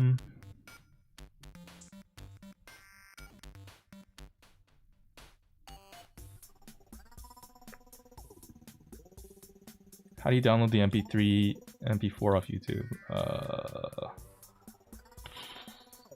I use a program called... I don't know if I can share this. Wait, oh, sorry, I forgot. Can I share this? I use something called Open Video Downloader. Be careful, be very, very careful about this program, because I think the main... It uses YouTube DLP. And it's built off of that, but the main like Open Video Downloader is basically just like a skin of YouTube DLP that actually makes like a nice user interface. But the main one that's on GitHub, the original one, is out of date and hasn't been updated in too long, so it doesn't work anymore. And so there's like this other guy who made like a new updated version of it on a separate GitHub, but it looks hella sketchy, and I personally wouldn't trust most things unless I was comfortable with, or like unless I knew what I was doing. I personally... I'm a fucking expert pirate or whatever. I mean, you know, an expert video downloader. So I kind of could get a sense for what was like fine, but be very, very. Yeah, I use something called Open Video Downloader, but it's very sketchy. So be careful. Safest way is just to use YouTube DLP, but takes a little work to understand it. Yeah, or you could just use YouTube to YouTube to MP3 or YouTube to MP4 with ad block on. Google search, like that's always old reliable. Bedum actually answer anything here? No.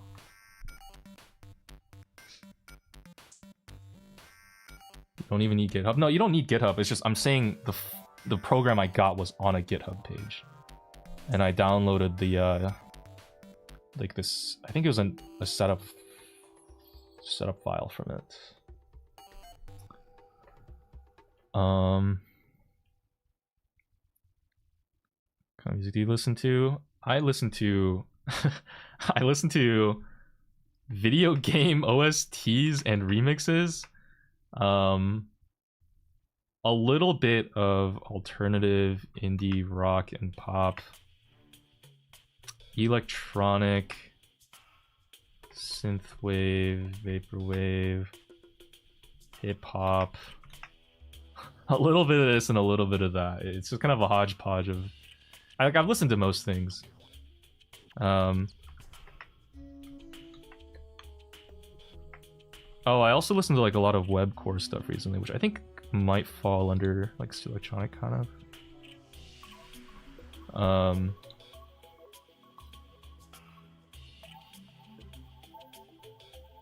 Yeah. I don't listen to Lofi.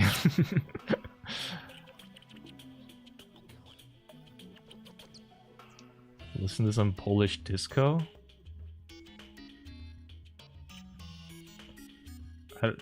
Is it good? I actually like the European music that I heard when when I went to McDonald's in Sweden, they had like this really chill ass music playing. It was good. Like whoever was running that McDonald's had good music taste. They're playing like European electronic music. That shit was fire. I actually liked it. Oh. Don't listen to philosophy, and that's the day I unsubbed. Favorite. I'll also quickly shout favorite music groups right now that I've been listening to are I really like the Districts Fire Band. Loved their song, specifically Young Blood. I think is like super good. And also they have a song called Long Distance that they did like a live version of. That shit goes hard. I also like I like Sweet Trip. They had a controversy. But everything that they make is genuinely like peak. Really like Oliver Buckland's and Meta Room. And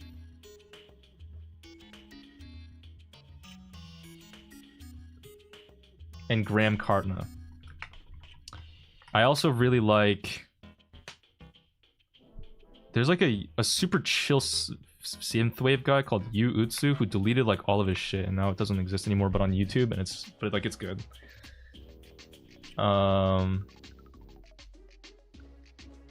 Some other stuff, I don't know.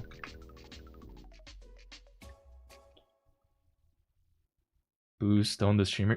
What is Lofi? Isn't Lofi like a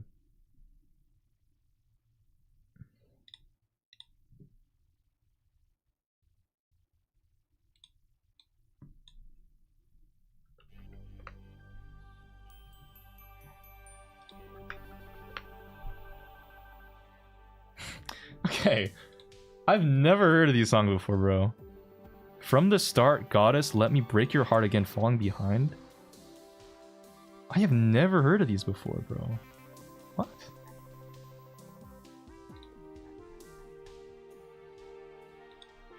Lofi. It's actually pronounced Lofi?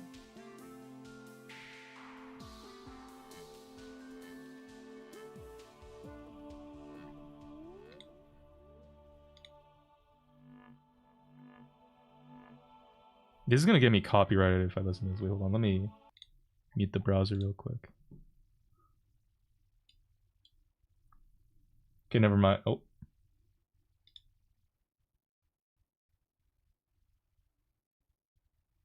Oh, this is the TikTok song. Okay, it's a TikTok song. I see. No, yeah, I've heard this song before. It's okay.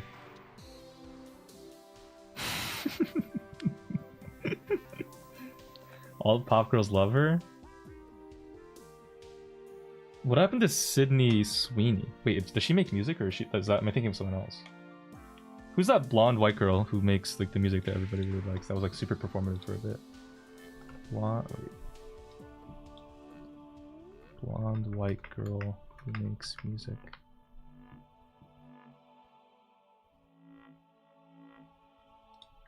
Recent fame. Sabrina Carpenter! Yeah, Sabrina Carpenter. What happened to her? Did she fall off? Or is Lofi the new blonde white girl that we need to listen to now? I need to have someone who's knowledgeable in performative culture to inject the instructions into my brain so that I can follow like a good little subservient robot.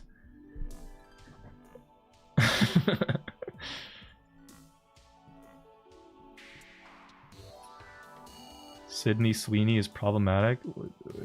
Did she endorse Trump or something? I think I heard about that. I don't really. Sydney Sweeney is an actress. Yeah, I remember.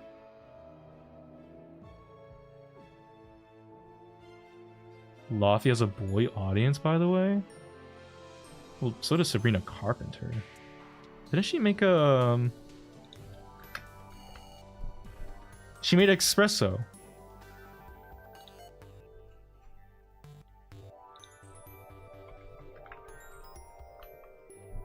Hey guys, look at the people ask what my music taste is. Look at my music. This is my music taste. I listen to Pokemon music to rest your mind for a while.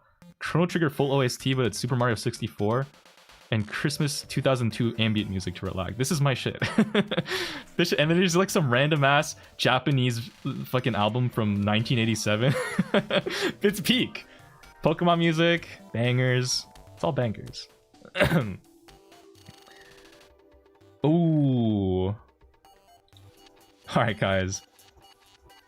Sabrina Carpenter low-key mogs Laffy. Like, what? No, Laffy's cooked, guys. Her biggest song was 100 mil.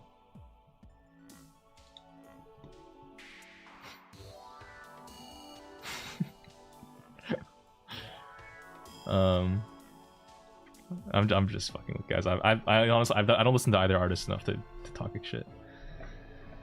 Let's see.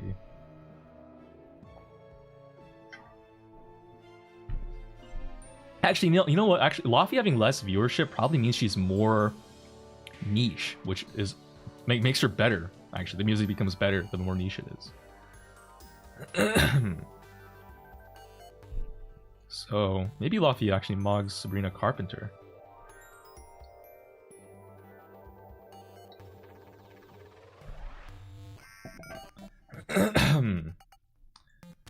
Have you had any near-death experiences? No. I stay inside all day.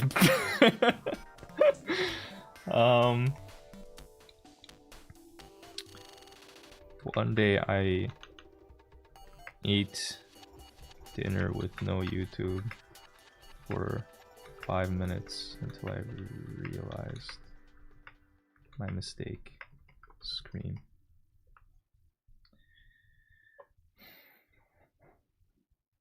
Dude, 46 million monthly listeners is not niche. No, you don't understand. Niche like relative to pop music. She's like pop niche. You know, she's still niche. Like I didn't even know who Laffy was. That's how you know Laffy's niche, guys. She gets the niche stamp of niche.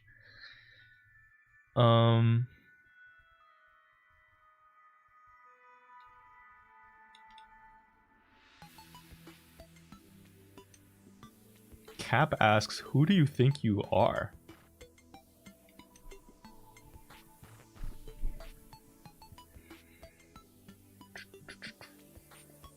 Is Expedition 33 worth playing? Does anybody know? This guy asked if I've played it yet. I heard it won Game of the Year in like every category, but I don't care.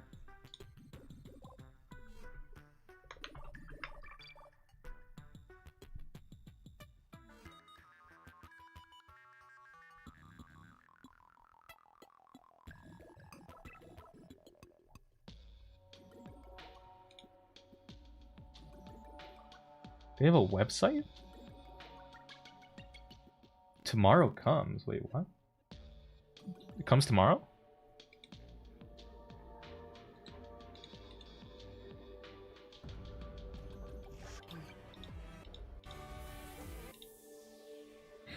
Yeah, this looks like a Game of the Year game. It has that kind of like extremely high quality graphics. Elden Ring boss, you know. Yeah. Maybe it looks like a turn-based RPG? It doesn't look that interesting. It might... Wait, if it's a turn-based RPG, then isn't it just worse than Elden Ring? It must have a good story, or a good music, probably. And good graphics, I don't know. Some voice play looks buns. Well... Yeah, but it looks awesome, so I don't know. It's about the ambiance.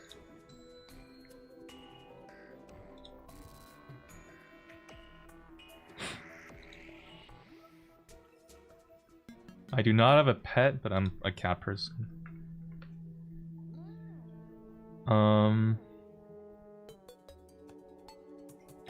Default Cube asks, if the orange fruit wasn't the color orange, what color would it be even though it's still called an orange? Why would it still be called an orange if it's not the color orange?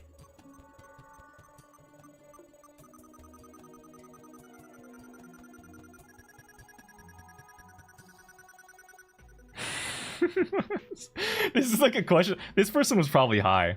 This is a question you ask yourself when you're on fucking something and you just crack up. Is water wet? Okay, I'm not answering that. How good were you academically? Pretty good.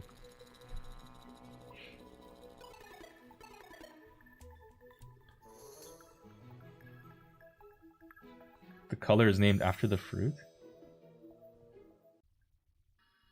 You could be fucking with me, but I don't know. Wait. Why is an orange called an orange? Oranges are called oranges because the English word for the fruit came from the Old French orange, which came from the Arabic naranj, which came from the Sanskrit naranga. The color orange was named after the fruit, not the other way around. With the color term only entering English in the 16th century after the fruit became common, replacing older terms like yellow, red? Orange used to be called yellow, red?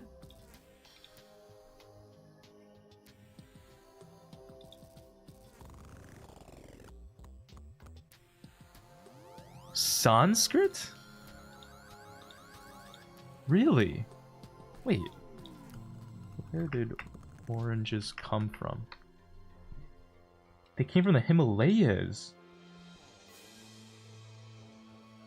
First cultivated in China?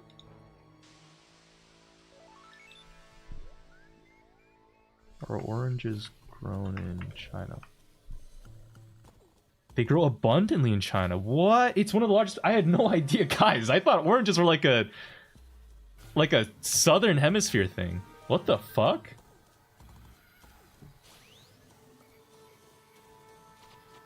Wait, that's insane.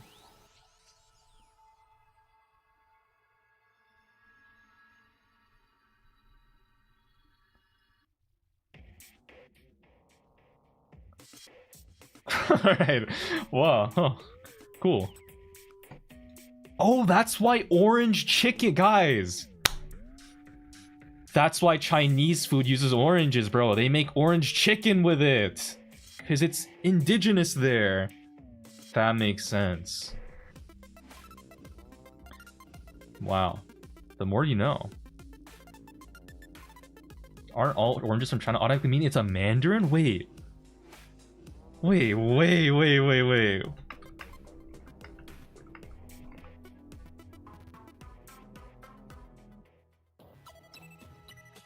Oh! Yo! Mandarins are called mandarins because they're named after the fucking Chinese officials, bro.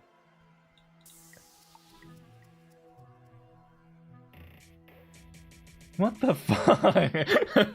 Whoa. Wait, that's crazy.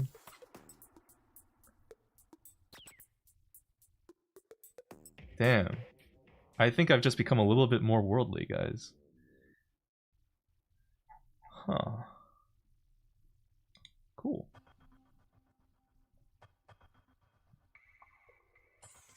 So, okay. I guess if the orange fruit wasn't the color orange... This question still doesn't make any fucking sense. Why did I come back to this? What color would it be, even though it's still called an orange? Doesn't make any sense, bro. It would be yellow-red.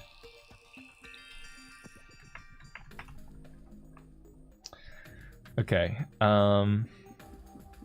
Top 3 favorite brain rots.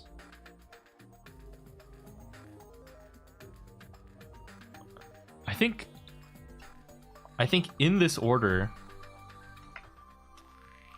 Among Us, Hawk Tua.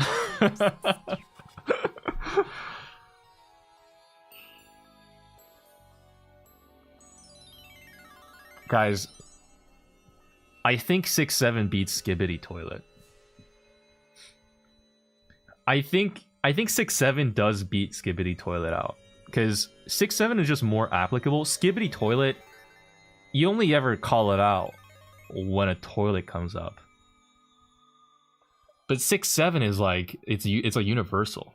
I see old people saying 6-7. Old people do not say Skibbity Toilet. Bowser fart? Is that a brain rot? To me, that's just fine art. It doesn't really count. Among Us also was like you would see Among Us in everything, dude. I saw Among Us in like a fucking fire hydrant once. That shit was still bad. That was a bad rot. Among Us sus was so bad. Hawk Tua was also like insane. That could also be recency bias. Guys, is there a better rot than Hawk Tua or Among Us that I'm not remembering? No, I don't think Sigma Riz counts. Ohio Sigma Riz.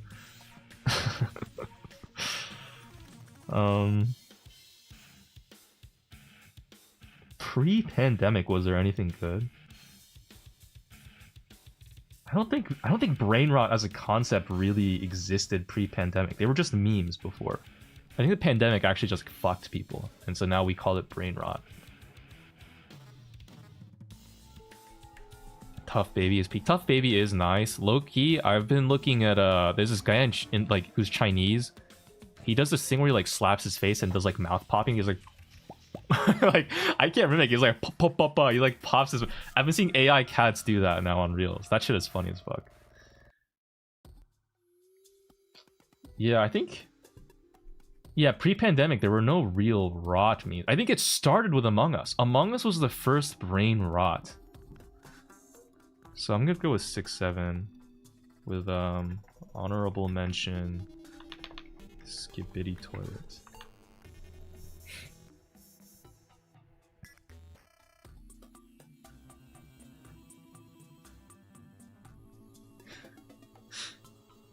Let's see.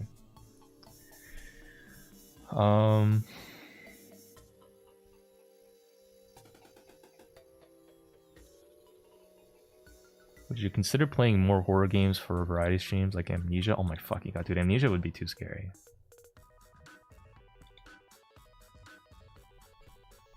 Do you guys want more horror games? I feel like there's only so many times I can scream until you guys get bored. You know what? It's also just me, like, I don't want to... I get scared. Guys, the truth is, I'm just scared to play more horror games. I'm gonna get Scary Nightmare. No. Oh, Charlie Kirk. Dude, does Charlie Kirk count as a brain rot though, Lazarus? I feel like that's like... That's if you can... Is a dead person a brain rot? Oh, God. Yo, that's so fucking crazy. Wow. I don't think Kirk beats out any of the top 4 that I mentioned, though. It's a little too... it's a little too edgy. I think it's also partially psyoped by people who made a crypto coin out of it. I heard that, like, when Charlie Kirk died, someone immediately started, like, making, like, a fucking crypto coin out of it called, like, Kirk coin. And then that person made, like, all these really crazy AI-generated videos on, like, algorithms and that's how it took off. I heard this is just like a guy who owned the coin that was pushing the meme, like, super hard, trying to make money off of someone's death. That shit was crazy.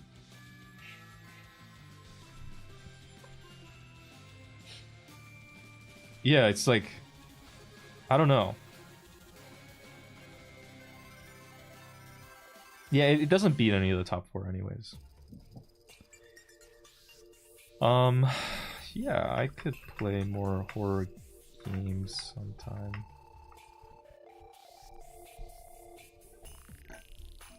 Kirkification is brain rot. Charlie Kirk is not. Yeah, I got kirked too. I've gotten images from people in my Discord server who kirked me. I guess I should consider it a badge of honor.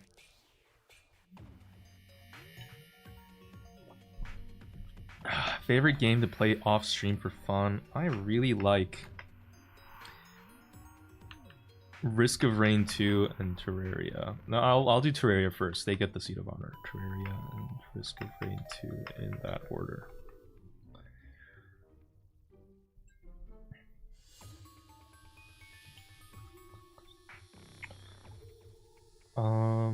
People keep asking me how I give roles based on in-game ranked and trophies and stuff. Guys, you know the sad thing? Brawl Stars Skynet that we use to give people auto rolls for like masters and whatnot, like this guy's a masters icon and 70,000 trophy roll and account verified. This all comes from Brawl Stars Skynet. This shit costs like $250 a month. I pay for my own Discord server just so we have this service because no one else offers it, and they're the best one, so I pay for it. It's too bad. If someone could make a free bot that uses the Brawl Stars API, bro, or undercut them to $1, you're gonna make some big business. Just saying.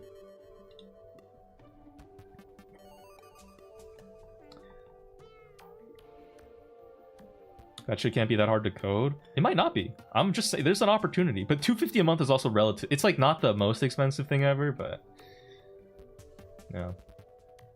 Not $250 a month. It's $2.50 a month. Sorry, $2.50 a month. I don't pay $200. Holy shit! No, you guys are crazy. Spending $250 a month. Sorry, my bad. I should have clarified. No, yeah, $2.50 a month. That's really. It's not that bad. Oh shit. No, yeah, imagine I spend $250 a month on my fucking Discord server. Bro, I'm rolling. If I do that, I am rolling in dough, okay? Code Bedlam already happened. Maybe I don't even need it anymore. If I'm getting $250, if I'm spending $250 on a Discord server. But that's $250 in 10 months, let that sink in. So true. Dang, I felt bad. I should have not clarified to get you guys to like and subscribe or something. I don't know. Bedlam, what do you think about Infernal telling people not to join the server and arguing for no reason? Okay, I think Infernal is it's just like a sad case of like we didn't really have like I said, we have not enough mods in our server. And also a little bit of I think he just naturally kind of is argumentative and inflammatory. He even probably would say so himself that he likes debating. But when you debate on the internet, it usually becomes an argument. Just it's rare to find someone who's actually willing to like or engage in a debate with you for fun. Most of the time it's to exert like superiority by like trying to prove you're right or some shit. It's like, I don't know. Just a lot of emotions that get into it, and then it turns into someone's emotions gets hurt, and then it becomes an argument, and then it escalates. We usually don't allow that kind of thing on our server to begin with. Like escalating arguments and like being inflammatory is like not a good. It's just not a good way to behave in public, and so we don't let it happen on our server most of the time. If Infernal had a really bad case of like, you know, he was debating a lot. People would like rage bait him and like make fun of him. And then like he became kind of infamous in my Discord server for a while, and there was not enough mods, so it was kind of hard to crack down on it because there's just like a lot of people. So he left the server because too many people were like making fun of him.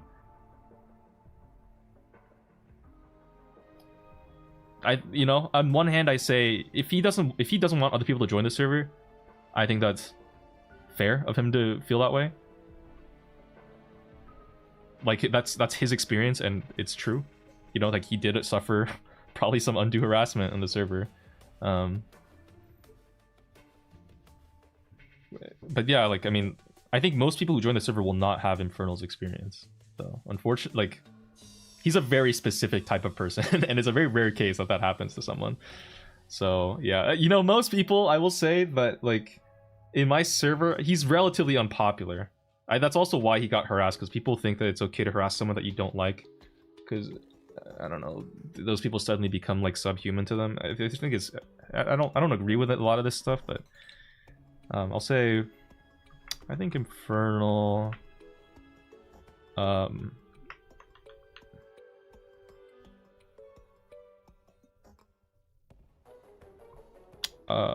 should I word this?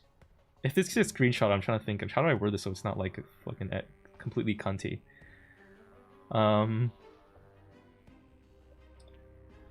Infernal experience was unfortunate, and in part because we didn't have enough mods.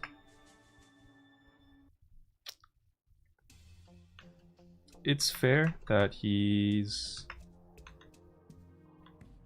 It's probably fair if he doesn't like being in this server. It is what it is, though.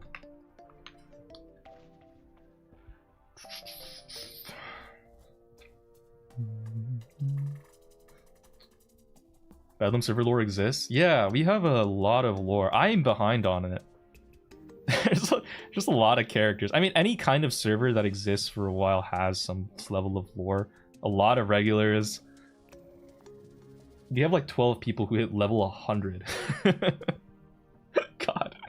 You have no idea how long it takes to get level 100 in my server. Guys, I've been in my server. I own the server, and I'm level 58. There's a lot of like 10, 12 people who have level 100 and higher. It's just the level is based on how many messages you send in the server. It's fucking crazy. The lore runs very deep. There's a lot of people who got banned too. A lot of crazy characters. It's a funny stories. I wish I could tell you the full versions of them, but I barely check Discord. Maybe I should check more. Is it worth checking? Most of the conversations are usually not. Well, sometimes, I mean, if you are interested in talking to a bunch of 17 to 19-year-olds who play Brawl Stars,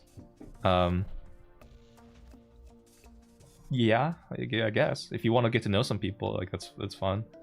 I've heard that my Discord server was a really nice place for people to like get to know a lot of people, like a lot of cool people, and then they make like their own little sub servers to like their friends, and that's normal. But I don't know. You're not gonna have necessarily like, well, I don't know. It's really hard for me to recommend. Like I think I like my server.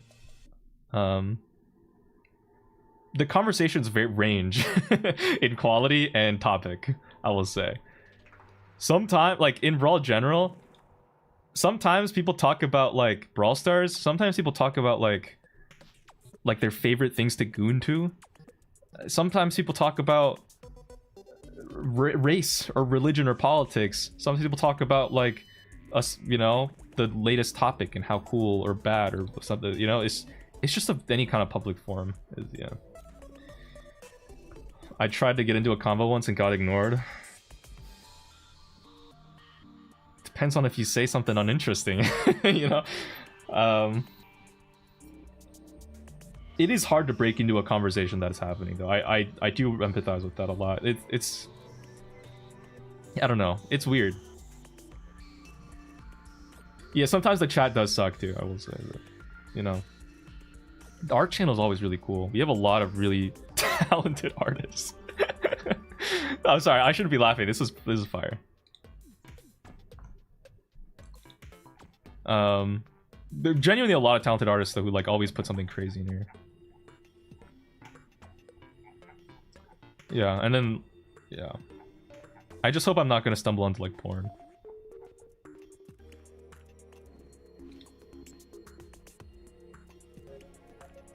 Brawl General calls me a new gen every time I type in there.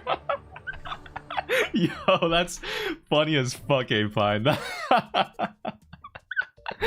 Oh man, yeah. No, yeah, that's my server. It's a bunch of people who join like like a year to 6 months ago, and they just call like if you join 1 month later, you're a new gen.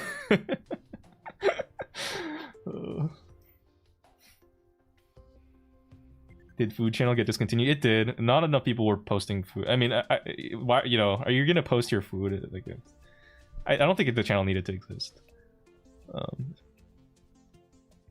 I like the general channels we have. I think this is a good channel. The Brussels channels too, I think they make sense. Maybe we have a little bit, like a lot of these, to be honest. I should probably get rid of some of those. But...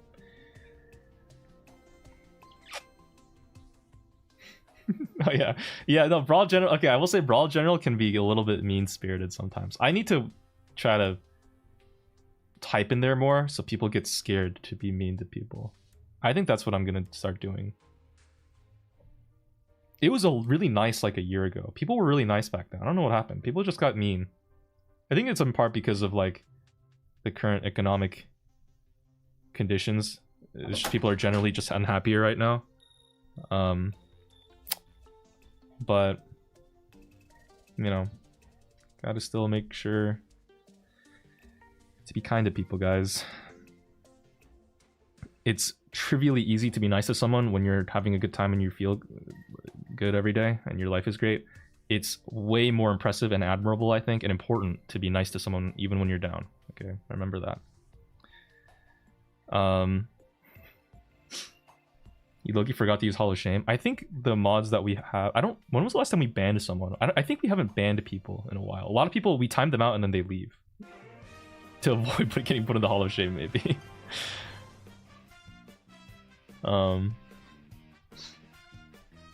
Funny how that works out, though. I mean,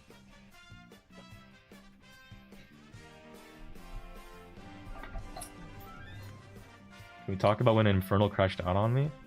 What did he say? What did you do?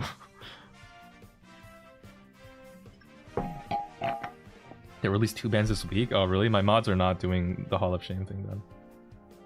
It's like a new feature that we haven't really been working on. Yeah, I don't know. When I get more mods, maybe we'll fix it and we'll probably use the Hall of Shame then.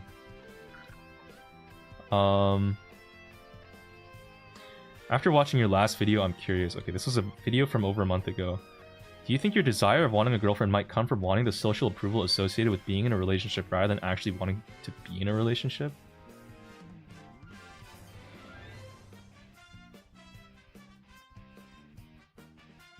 No, I think I just want someone.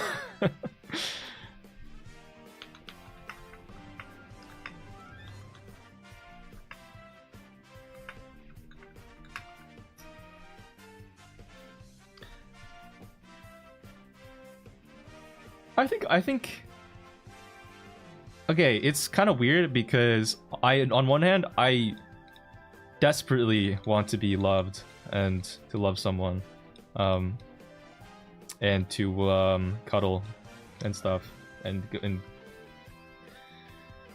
do like relationship things, like you know. But on the other hand, I don't have enough time to give a person like that enough like investment from me, so I think it might be cooked. It's not really like a wanting social I don't give a fuck about the social approval of having a girlfriend all that much. It's more just for myself, but the problem is I don't have enough, like, you know. Guys, I'm already emotionally exhausted to the point where I don't even respond to my DMs. Oh my god, imagine I get a fucking girlfriend and I just never talk to her. God. I text her once at the end of the day. Like, hey babe, sorry, I've been busy, you know how it is.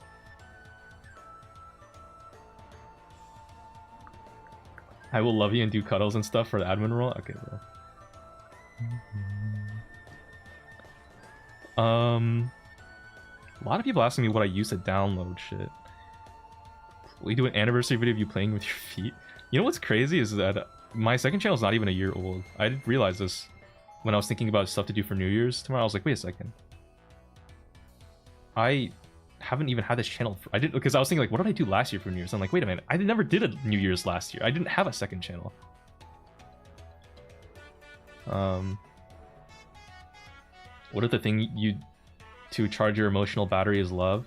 Well, the problem with that supernova is that at that point I'm a burden on my partner, right? If I go to my partner every day to recharge my emotional battery, what about my partner? Like, how is she gonna recharge? You know, I think it's a little bit much to ask for someone to be like, hey, I just don't want to, like, you know, like, can you always just like let me just be silent around you and just like recharge and like use you basically as like my emotional support battery? Like, I don't, like, obviously, you know, like, you need to talk to them and give, you have to be willing, you have to give as well as receive in a relationship. She question mark? Okay, bro. All right, guys, why is everyone saying she? I am straight.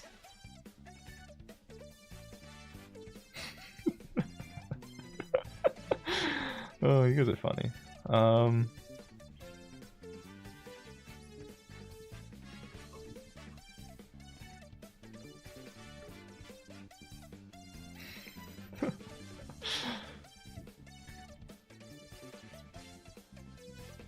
What? Bedlam? I think this would be you if you were born as a girl. Do you agree with my opinion? And he links a video called Matan Destroys Feminists in Heated Debate. Am I the feminist? What is that? Do you remember Gufu? This is Gufu. Gufu. Why do I know this name? Wait. We don't have any DMs. I don't... It's a familiar name. I just don't remember exactly. I don't know.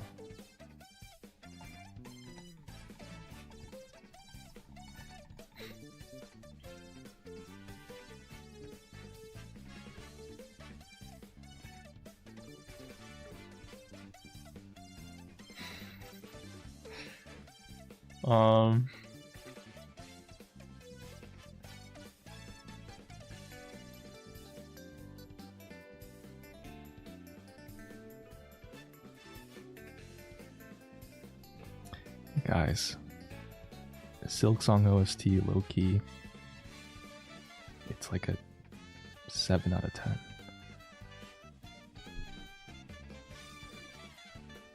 And that's a generous rating. I'm sorry. I just have to be honest.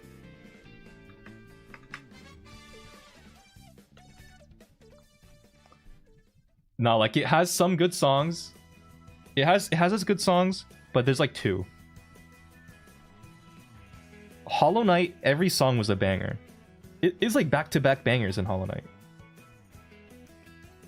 Yeah, it like Silk Song OST, you know? I think the comparison would be in The Legend of Zelda, Breath of the Wild. Well, no, I don't know if Breath of the Wild's a good example. I was gonna compare, like, you know, like just the random ambient music you have when you walk around versus like the town music.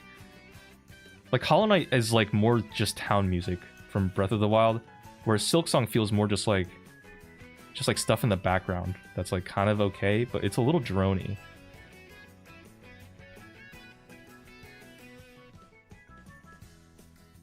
It just doesn't catch in your mind. Like Hollow Knight melodies go so hard. They're all so good.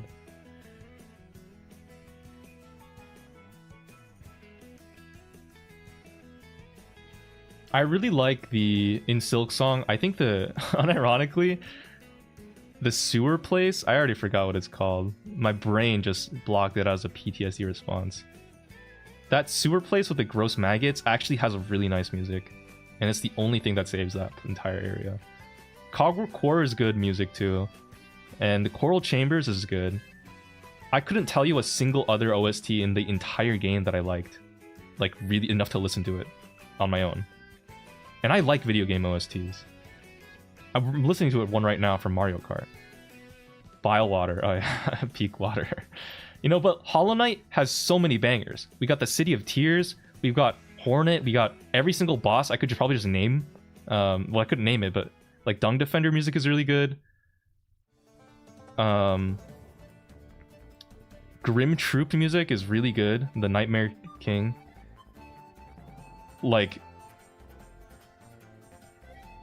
what is it? The Queen's thing, the train station. You have the soul, like the grave area. You have the music from, I don't know, it's just like there's so much good stuff.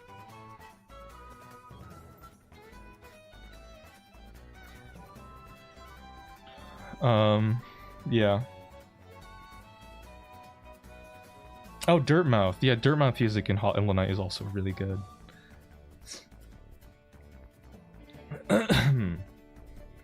Okay.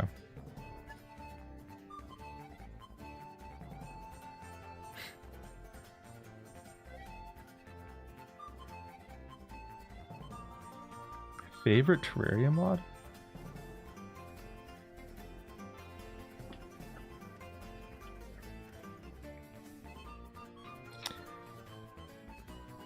I really like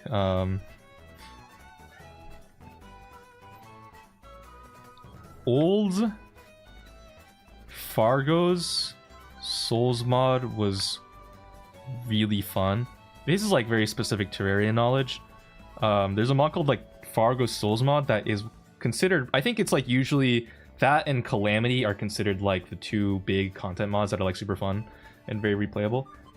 Fargo's Souls mod is notoriously known, or it was notoriously known for being very difficult, and it was very awesome because it was just like, it reworked like every boss to be super tough. They added these items that like are amalgamations of like every item in the game, and you would collect them all and craft them into this charm that like becomes like something crazy cool, and you become like a god at the end. It's like super fun.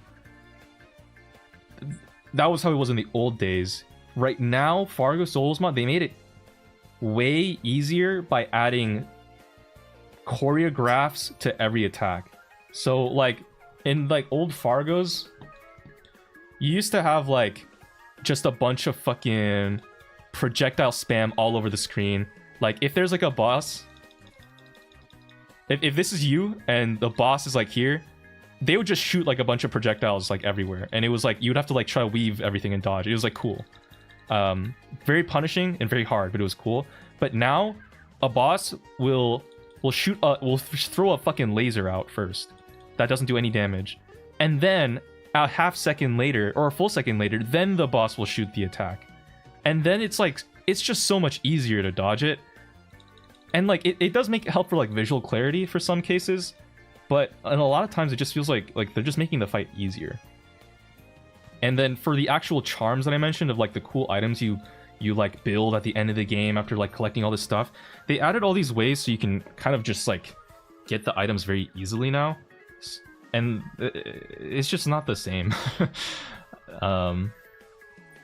It's just not the same. Yeah, Fargo Souls mod was really nice, but back in the day, but now it's yeah. Sounds like you'd be a fan of Toho, sadly. I don't like bullet hell for the sake of bullet hell. I like bullet hell that will allow me to craft an item to then fight a harder bullet hell later. And then use that to become a godlike being that can traverse the map fast and build cool houses and dig fast. That's what I want Terraria. I don't like just Toho shit. Alright, favorite Omegaverse novel. What do you think of people saying the locker scene with Invisigal was SA? Do you feel the same?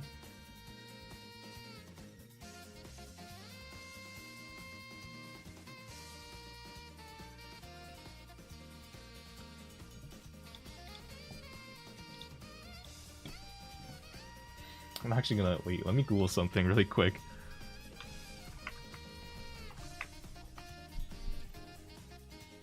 Okay, definitionally,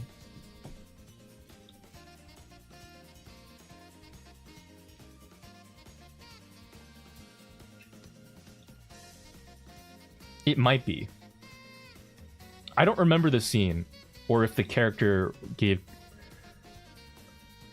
It's a very gray area that probably is leaning more towards it being SA and a technicality than not. but you don't know what the question is about. There's a game called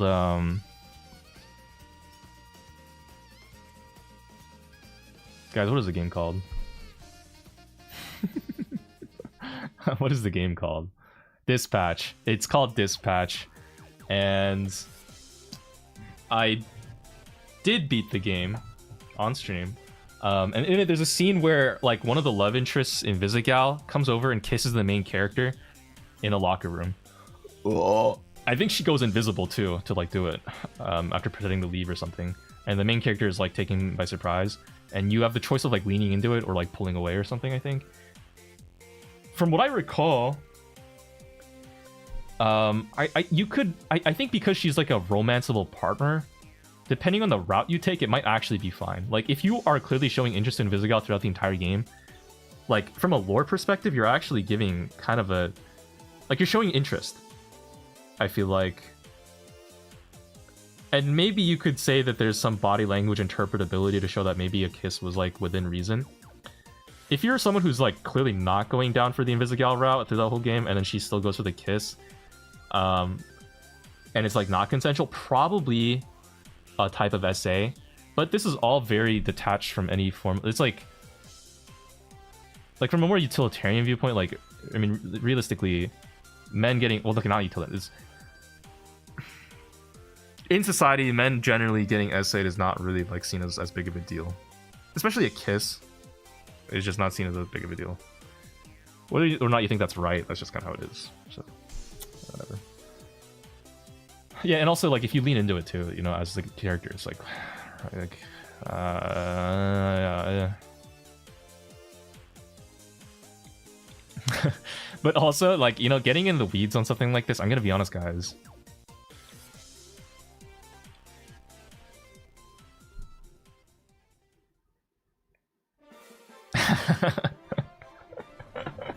Wait. Okay, like, guys, if you are a straight guy and a hot girl kisses you without your consent,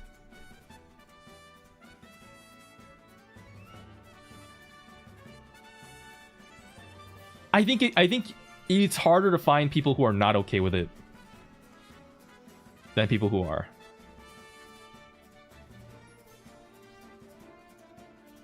That doesn't make it right, but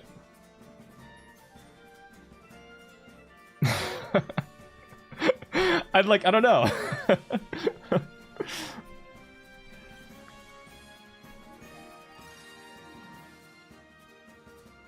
Without your consent, quotation marks. No, yeah, like, you know, like if you're in a relationship and stuff. Or, sorry, like I meant, sorry, to answer, without your consent, quotation marks, like, you know, without verbal consent, I mean, someone who says it's like, what? Okay, but what if you're married and it happens? I assume you mean like you're married to someone else and like some girl kisses you, like some hot girl kisses you without your verbal consent. Then, you know, and then, you know, my guess is you tell your girlfriend or wife, like, hey, babe, some girl, crazy bitch, she, like, forced herself on me, but kissed me without my consent. I didn't want it at all. But you're not, like, traumatized, you know? You're not gonna be like, fuck, babe, I think I'm gonna have to talk to someone about this. This really made me feel really horrible. You're probably gonna be like, babe, it wasn't my fault. I didn't want it, but she made me do it. And you know, I'm really sorry. It's her fault, but not mine. I think that's kind of more the reaction, you know? It's just kind of like yeah, like, babe, for real, on my soul, I didn't want it. I'm too single to have this conversation.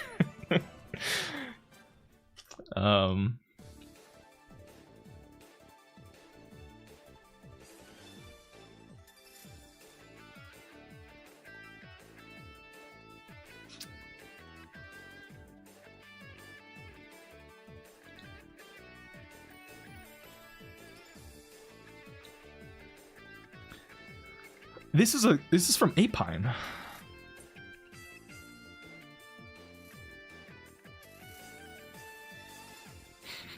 Bro's making girls in here uncomfortable? Where are the girls? Wait, what? I'm joking. Holy shit, that's a joke. Well, okay, all my viewers are like 18. That's probably yeah, they're not okay. Let's move on.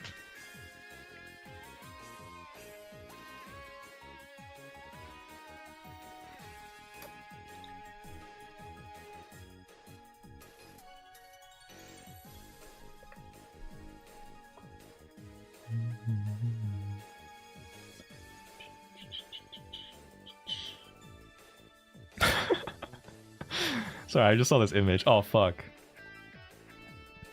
I clicked the back button on my mouse. My grandparents told me they're gonna disown me if I don't quit opiates, but I can't quit because I'm addicted. Okay. And the police told me if I don't tell them who my suppliers, they'll put me in jail. But my supplier's my friend. Bedlam, what do I do?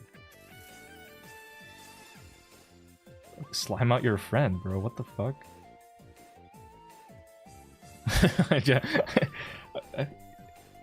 You slime your friend out. I don't. What the hell? What do you mean? Listen, loyalty is not worth years of your life. I'd snitch for a KFC.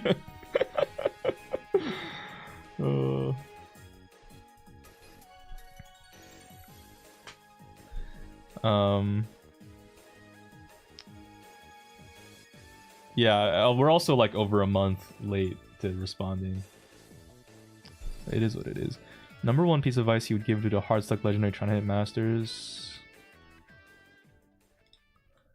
What's your favorite banana color? Oh, sorry, this is a joke question because I was gonna just say okay. I forgot the ripeness level is like actually debated. Mostly yellow with some brown spots. Opinion on antidepressants?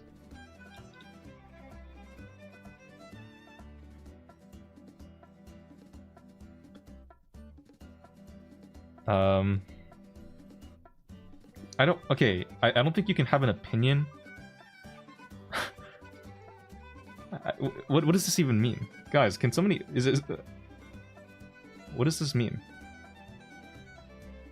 I don't know how antidepressants work. It kind of depends on which type of antidepressant. Like opinion on rocks. Like I mean an opinion on a noun. Yeah, I think they exist and are a valid tool to treat depression in a therapeutic context.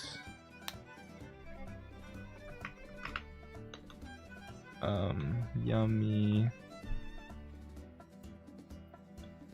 Are you antidepressant or pro-depressant?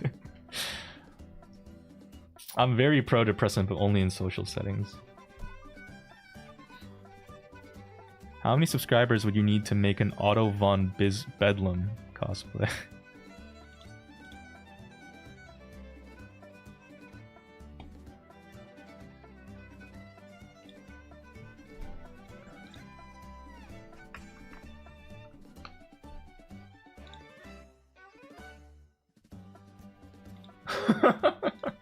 Okay, I was like kind of curious. This is the original image. This is the original. Okay, it is AI face swapped with my face. That's crazy. I couldn't tell. I was like, is that what he actually just looks like? But no, this is just an AI face swap of my face.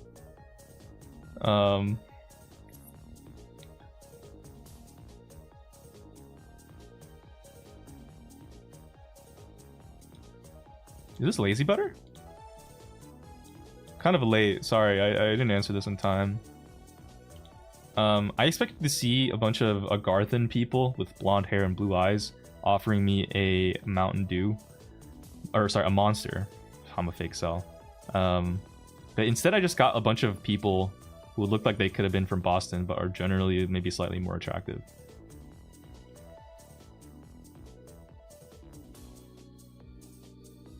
and everybody in Sweden, or wait, no, yeah, everyone in Sweden, guys, their traditional food is all just like Thanksgiving food, where they just eat like meatballs and gravy and mashed potatoes, like that. And then like cranberry jam. That's like all they eat. And if you don't want to eat that and you want to eat like different types of, like, if you want to eat out somewhere else that isn't traditional Swedish food, they all just serve like burgers and pizza. Like every single store there sells burgers or pizza, or Swedish food, which is just Thanksgiving food. It's good, but you know, it's just like that's kind of, you know, it's a relatively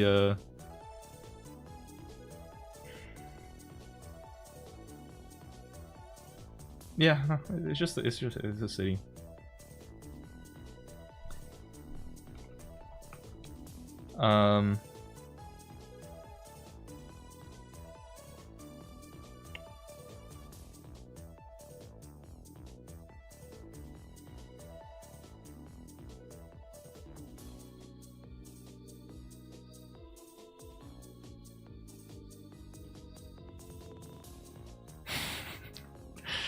It took 30 days to get the 8 Pints question on December 1st.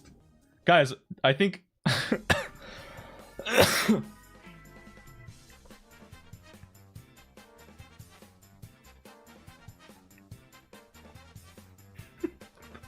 I never ate meatballs for Thanksgiving. Well, yeah, you eat like turkey, but you know, if the concept is there, it's like a meat with the you cover in gravy. Okay, we're almost through. Let's see. A lot of people want me to play Risk of Rain Alloyed Collective.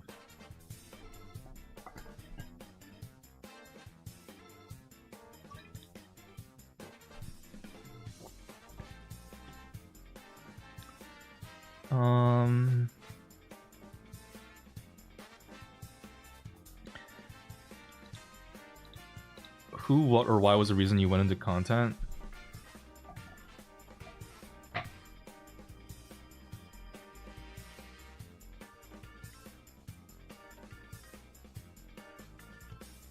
You know what, guys? I think we're gonna leave the rest of these questions for another time. We've been doing this for a while.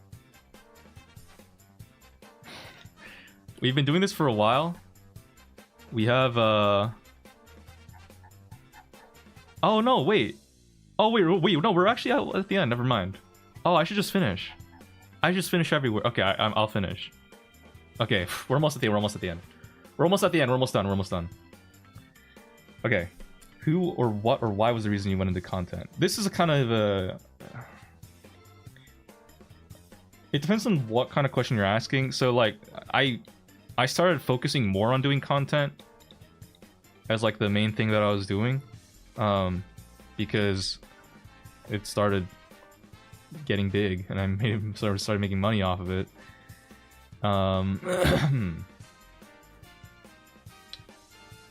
But originally I just started because I thought it could be fun to try it. It was literally my only thought.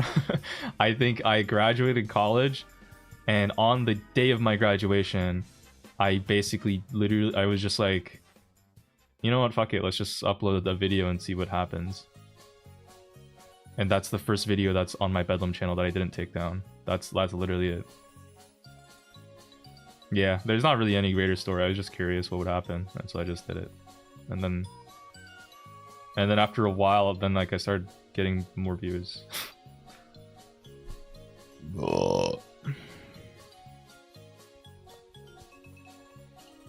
Wait, what? Oh, a lot of stuff is still being deleted. What the fuck? Oh my god. Holy shit, stuff's getting Thanos snapped before my very eyes.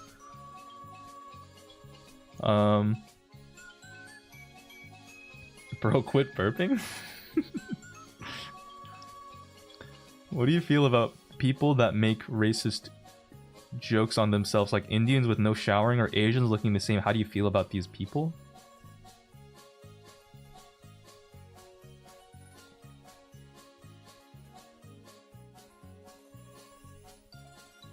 I don't really care about them that much.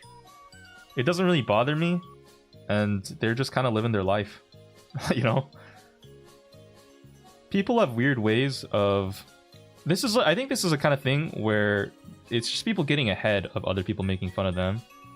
Because like if you make fun of yourself, it makes it a lot weaker if someone else makes fun of you for the same reason or the same way. And so it's kind of like a very rudimentary way of just like dodging a joke that someone else might make before it happens. You know, like they're free to do that if they want to. It doesn't really matter. Like it's just like a little, it might be a little cringe, but I'm not gonna hold being cringe against anybody. I was cringe too once. Probably still cringe today. It is what it is.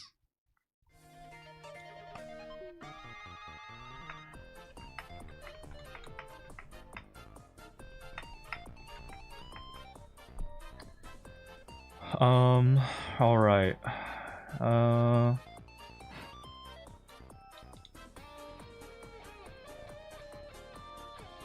Okay, so the last question is from Seth, who wrote a 3-part essay.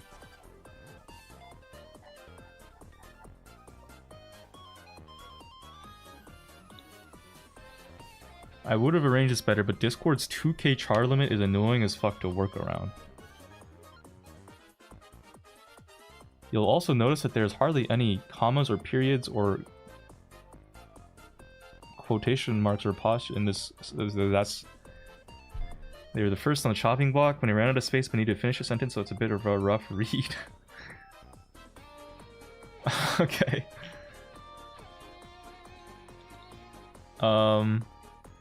Buffy... Okay, my opinions. Buffy's are just passive buffs.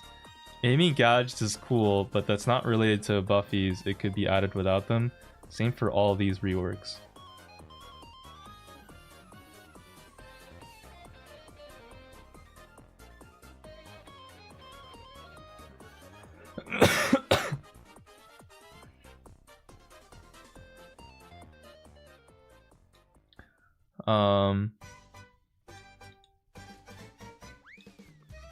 Okay, sorry, I'm trying to skim to find the question.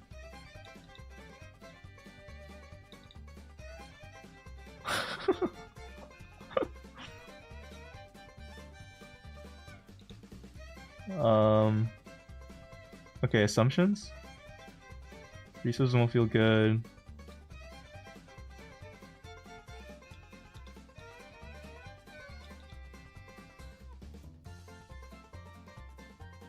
Okay. I'm still not seeing the question. There is no question, I'm sorry. Are you the one who wrote this?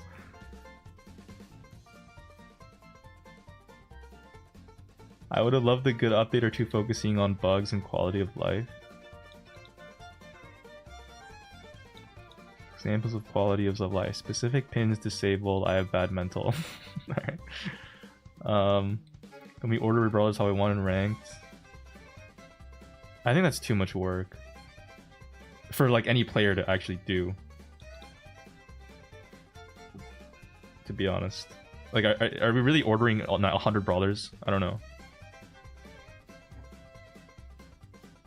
Maybe. Honestly, just favoriting some brawlers, it takes a long time to unfavorite them after. I think they just need to organize the brawler page better. 6,800 skins. Okay. I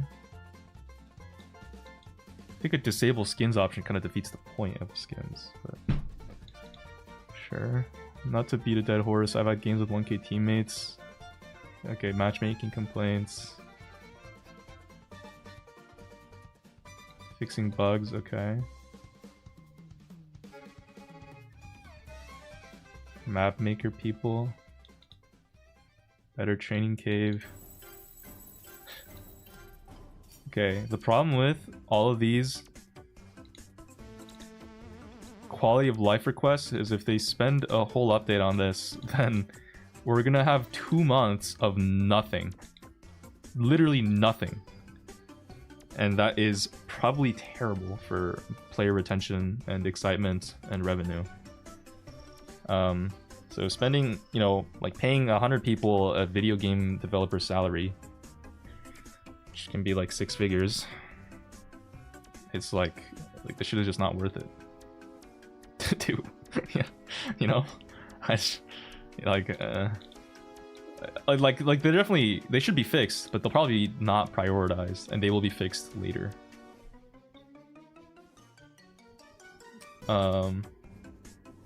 Probably I was just mad as fuck about Buffy's.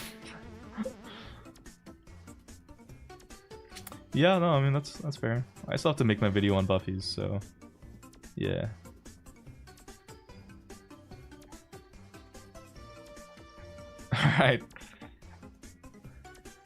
All right, so with that, we finally finished Ask Bedlam.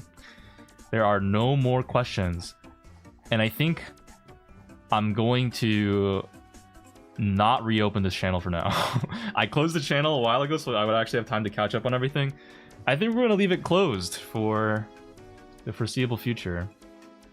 If you guys in chat have any questions you want me to answer right now, feel free to throw some out. I guess I'm here to answer whatever questions you want.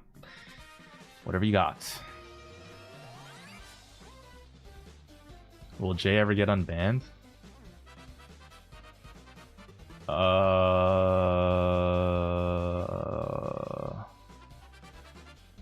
don't know. That's kind of a weird one. Maybe if we get more mods.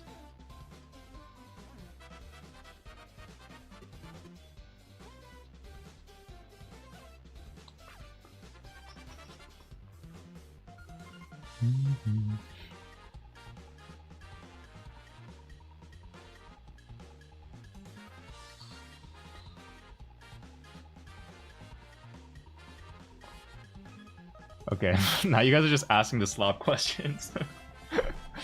Okay. Okay, here's my question, guys. Here's my question for you all. I said I would do game review, or I could look through my Discord mod application form, and we could screen some potential future mods together. What do you guys want me to do? In fact, yeah, we should make a poll.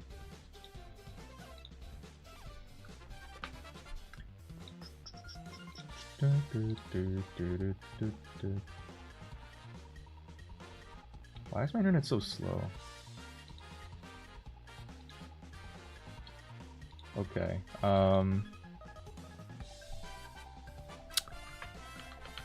what next? Do we do option 1, game review,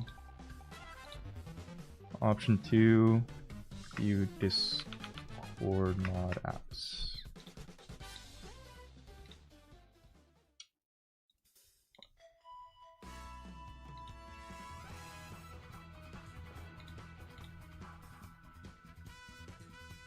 How do I actually show the poll? Is the poll start? Oh, the poll started.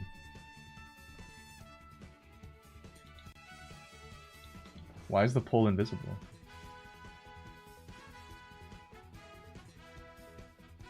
The fuck? Guys, the poll isn't showing up on my screen.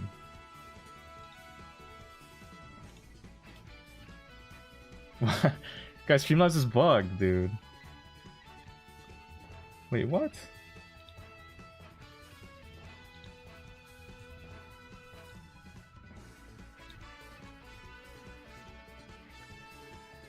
Oh man, the poll is broken.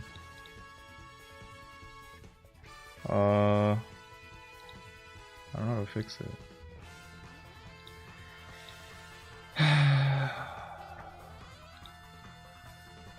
Technologia.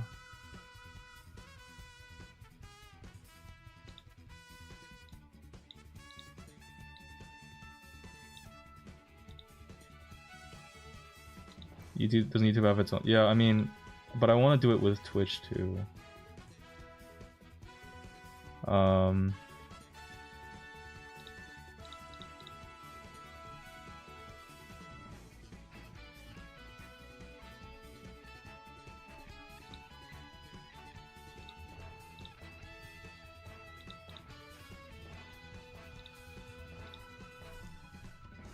Okay, let me try this.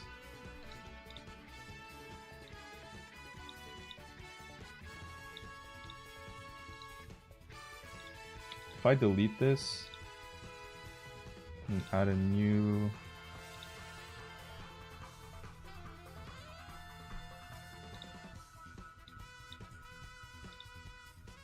Oh, there we go. Okay, I don't know why that was bugged, but there we go.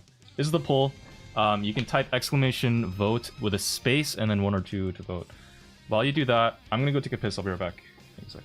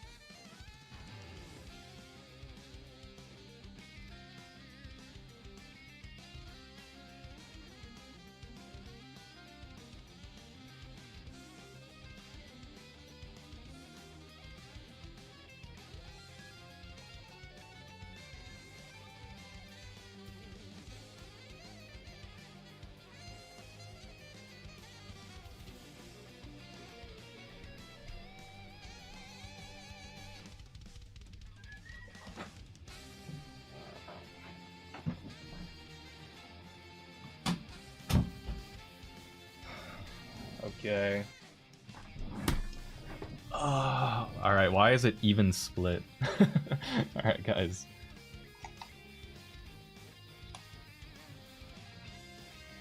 Is it possible to vote 2 times? Well, this does not help me, guys. What? What, you literally perfectly curated it so it's an even split, dude?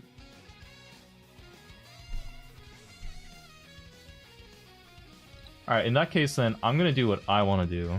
If you guys don't vote, I will pick for myself. And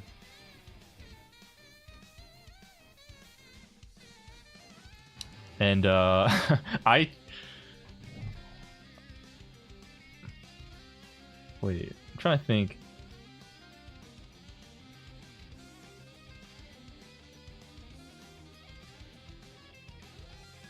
I low-key choose the mod form. I'm gonna look through the mod form.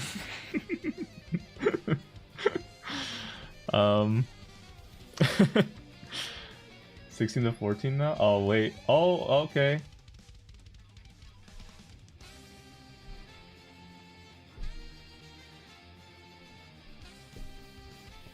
Okay. I mean, okay, I think Game Review won out by a slight margin. It's a very slight margin, but I guess I'll choose Game Review.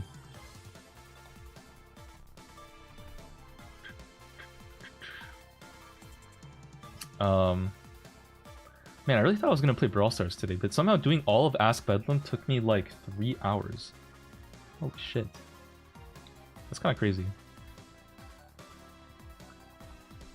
Let's, I guess we'll probably close the poll.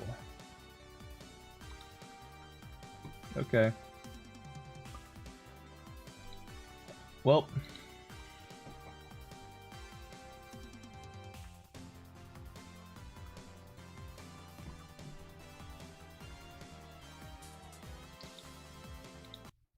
Alright. Bringing back the Pierce music for now. Oops.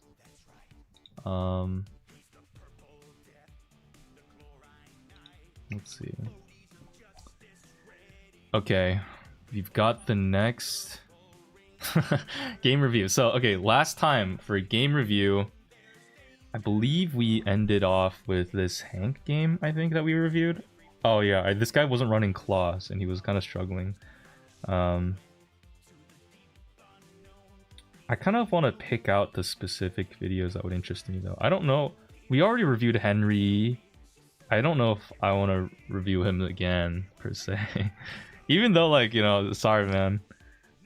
I know you posted another one, but we don't need to watch a redemption. This is for people who want, like, feedback, right? We don't need to watch you win. So, sorry, Henry, but we're going to skip over that. Advice for El Primo, and he posted a 10-second clip. This is from Away Profit.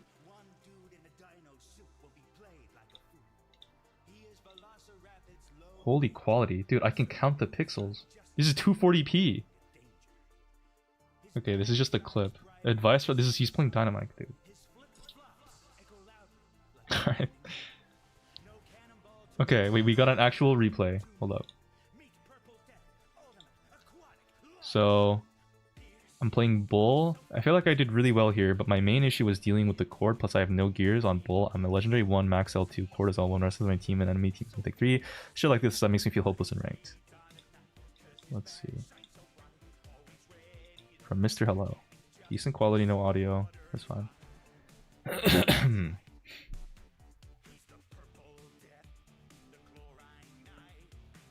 Wait, I'm pretty sure I voted in that poll like 5 times. Wait, you could vote multiple times in the poll? Really? That could be placebo. I don't know. Maybe the poll is gameable. I have no idea. You should only be able to vote once per person. Maybe it's bugged. Maybe not. Okay. Oh wait, it's this heist map. Okay, I'm gonna be honest. This heist map is kind of a blind spot for me in my knowledge on draft, so I don't really know what to tell you in terms of comp. But eyeballing it, I think the enemy team low-key have a nice draft. I don't know though. Horse is very annoying on this map, I think, and bow can also be very deadly. But I just feel like maybe the cord I feel like would just kind of cook everyone, and then Hank can just kind of like do Hank things, right? And then Terra just like has pull to break his stuff open if needed. I don't know. I'm not really sure.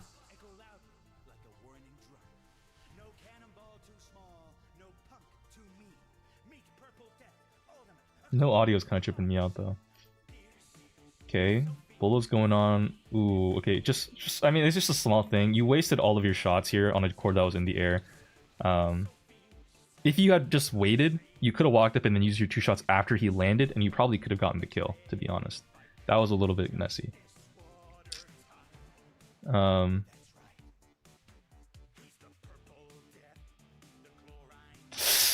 Ooh, okay, you waited like a little half a second too long. You already have all your ammo back. I know Bull at reload speed is fast. Like here you have an opportunity to just go in. Or honestly, you could have gone in way earlier than that. Like by the time you get like right here, I would have gone in low key because then that's 2 shots.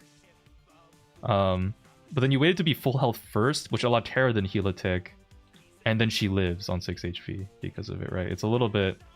Just slight, very slight thing. You still get the kill, but it doesn't really matter. But I just wanted to shout that out.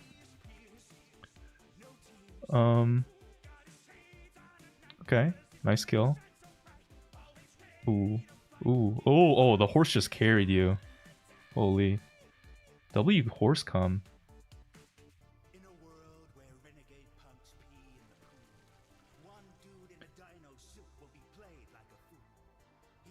What?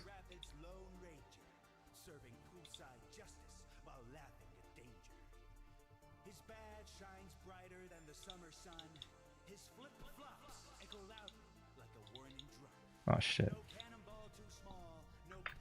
Bro, why does it... I don't know why double clicking exits whole screen. Okay, he takes you to the realm so the shot doesn't hit him. I'm just trying to think if you like... You run away here.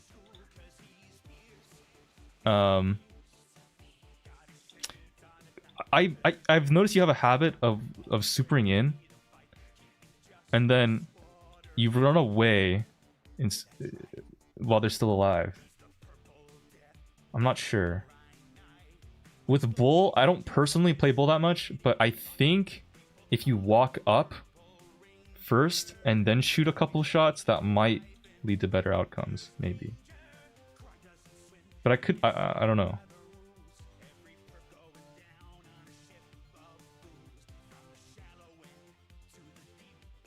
Like, not getting the kill in this court is kind of bad, you know? Because then he just kind of, like, spaces you out.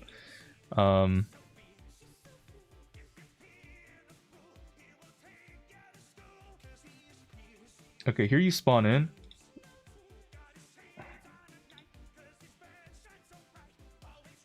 Damn. Nice that the horse managed to kill the Hank with the help of the bow mines here. I would have been worried about the horse, but you actually do manage to get the kill. You focus on the courtier. Not great. it's not great. Ew. Why does... Wait.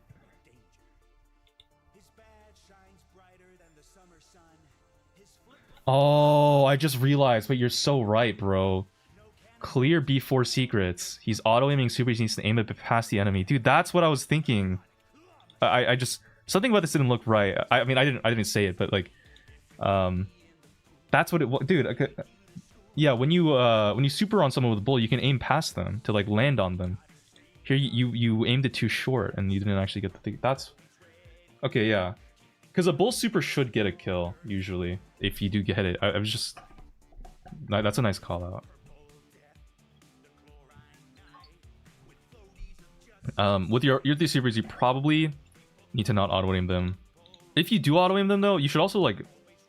Running away here when you maybe could have gotten the kill, I think if you like held your shot, or if you were a little patient with it, that could have worked, but you should probably be manually aiming supers more in general.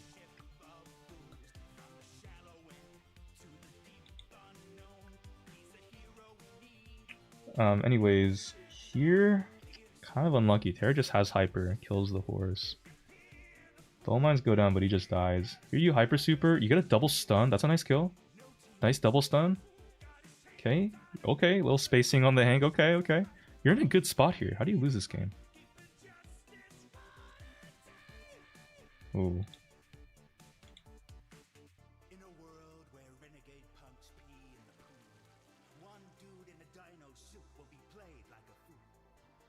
Yeah, I mean this is a little unfortunate here. Oh no, dude, that fell apart so fast. Okay, I genuinely think might have been better pathing wise to maybe hide in the bush a little bit to try to do like a flank play. You don't have any range. You're basically sitting here as a supercharged battery for the enemy team if you try to like hang out in the middle. It can be fine. In this case though, it ends up just kind of feeding the cord super and then he just realms you, and then the Terra in the back is able to farm off your teammates then and then get super, and now they're both dead. So it's just like, it's a very slight like decision making thing that I think maybe could have been a little bit better. Your teammates obviously both just, you know, died to Terra, but like, yeah.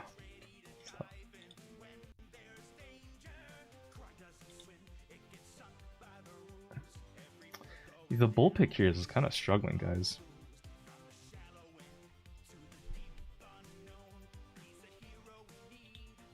The teammates fed Terra so hard there, standing right on top of each other for so long. Yeah, the teammates did feed Terra super. Yeah, it is what it is, man. It's kind of brutal. It's a really close game though, like a literal 6% difference.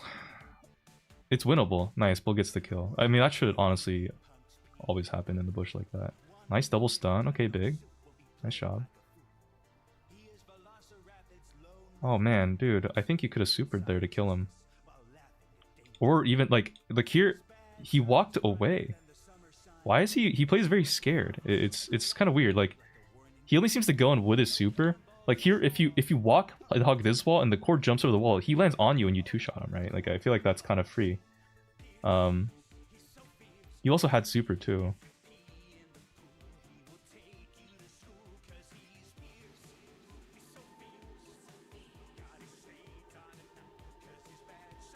Oh no. Oh man, that's oh that's just unlucky, man. I don't know.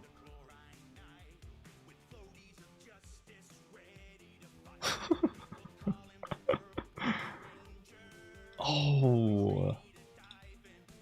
Okay, Hank has super here. Hugging is a little risky. He gets the kill, I'm surprised. But that's a little risky. Nice kill in the cord. Is he using health gear or speed and damage? I think he's using speed and damage. Honestly, dude, I would have supered the Terra there, man.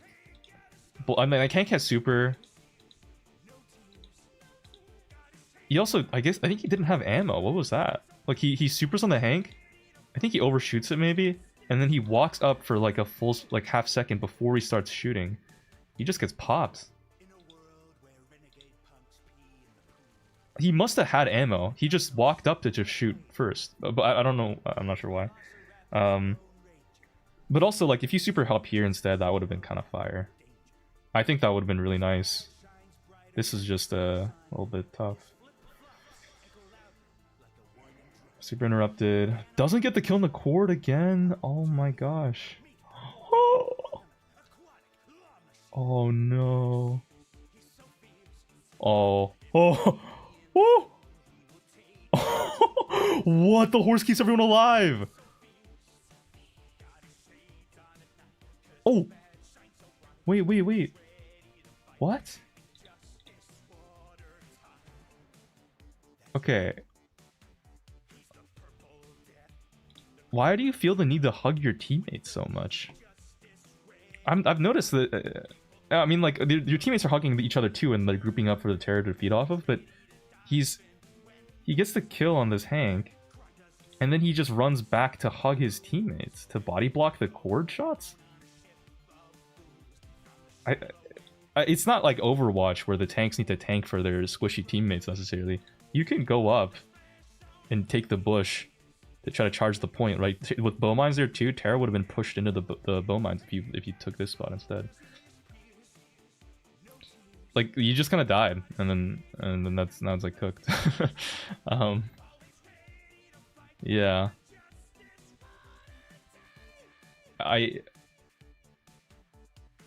Like, you had good stats. Just like slight decision making differences, I think, is the main thing, which is like hard to learn. And this map is also not very common, and it's a little bit awkward. But yeah, like just like in game review, I think it maybe can be helpful, like just to point out moments where you had opportunities to do something else that could have worked out more in your favor. You kind of were stuck in the cord lane a lot, which I think it's not great for you because, you know, obviously it's a fucking cord, but it also wasn't terrible. Like, you had moments where you could have killed the cord multiple times, but he always seemed to get the better of you by like 6 HP. It was good that you took the cord lane though. I think that's fine because he has a good matchup into your horse and bow, like I said, but it's just yeah, just didn't quite have the sauce.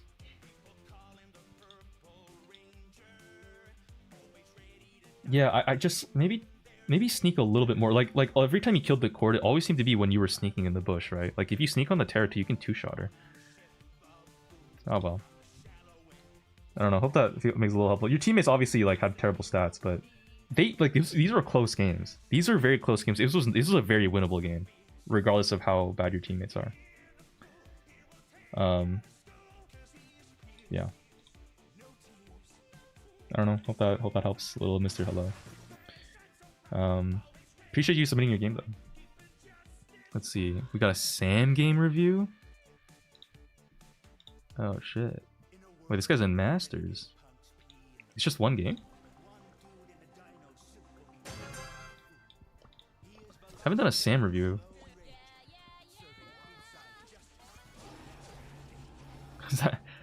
Is that the real Snake Thug, guys?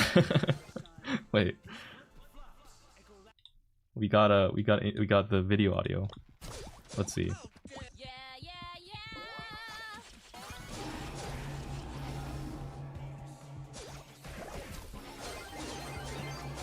Nice kill on the Mortis there. You did good. Okay, nice glove snipe. That was a risky glove snipe, honestly. I'm surprised you hit that and went for it. If you missed there and the glove is stuck out there, that's like fucking cooked. Nice. Ooh. Yeah, you go down here. I mean, it's fine. Honestly, with Sam, it's a very forgiving brawler. Like, even if you die, you just kind of keep running in and doing the same shit until you get hyper.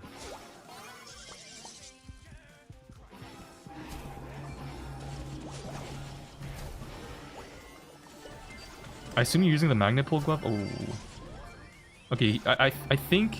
it's kind of obvious, like, oh, you missed a shot here. But I think if you angle it a little bit more towards the Janet, you could have magnet pulled her and then killed her. You still get the kill, obviously. So it doesn't really matter. Just like a small thing. And then here, you throw a glove on someone who's already dead. It's fine, it happens. Bro didn't pick up that gem, which is... What is this ranked? What is this? What am I watching? Is this like a trophy game?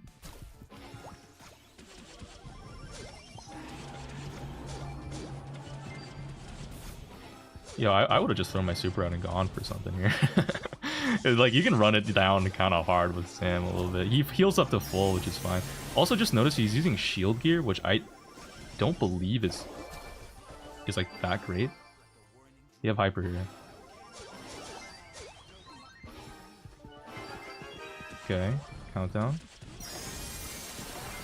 Oh, that was a mythic gear speed. Yo, I remember that. Wait, why is mythic gear so fast? That's crazy. Oh my god, he missed the glove. Okay, I don't even know what I'm watching. Dude, I mean, like, this... You did fine. Just, like, you could have run it down a little more, and obviously you're gem carrying, which is awkward, but... LeBeau died, so that's also kind of on him. But, like...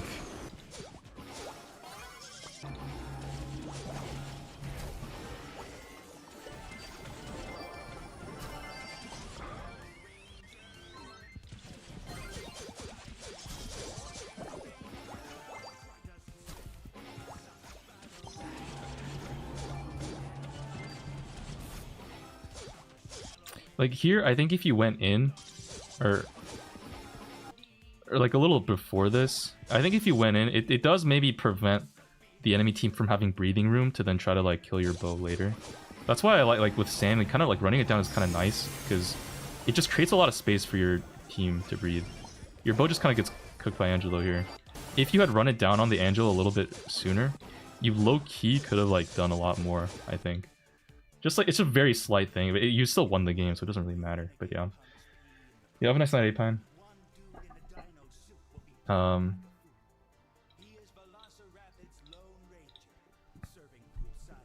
I don't know. Let's see. Okay. Guys, I'll have to stream tomorrow too, so I gotta I gotta pace myself and make sure I don't completely cook my sleep schedule. Yo, what's up, Ignorant Dragon? Okay, we got a high L2 game. Looking for a review from Bedlam. Draft order was Chuck, first pick, Buster, second, Chester, third.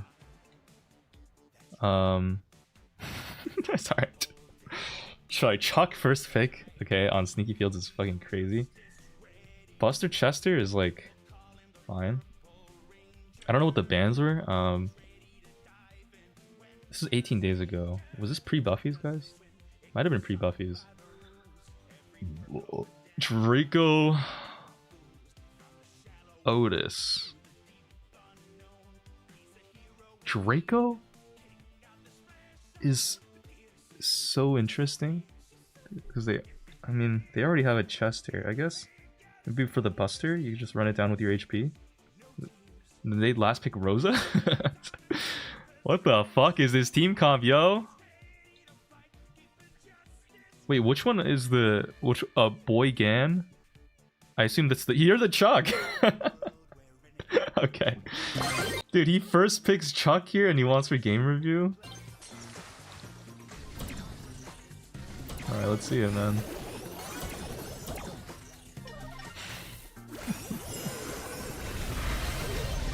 Oh, nice little ball steal, okay.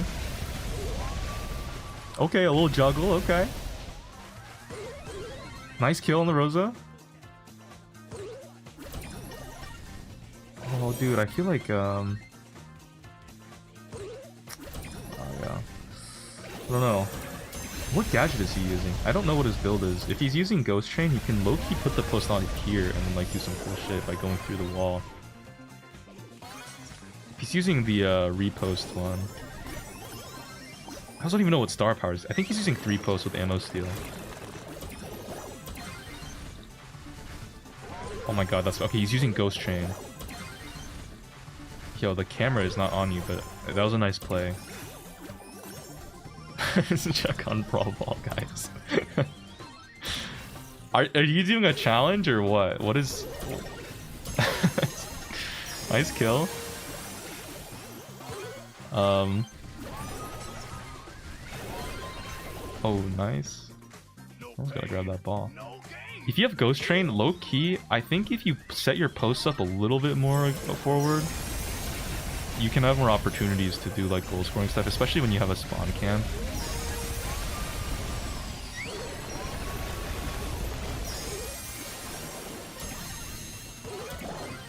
Kind of like that bad post there. Yeah. Now all your posts are like clumped up too much. It's like kind of doesn't do anything. You have to repost all of them.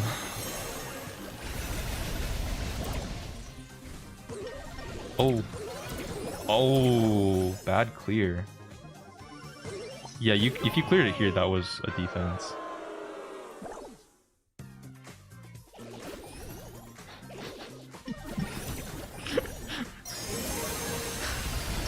Guys, this is pre-buffies, dude. The Rosa has 10k HP. I don't know. Oh my god, insane hyper value. Whoa, nice. That's a goal. Yo, I would have breathed a sigh of release there. If the Chester killed you before you got the goal, like that was actually a save. Nice kill. Okay, on an open map. Ooh. Oh.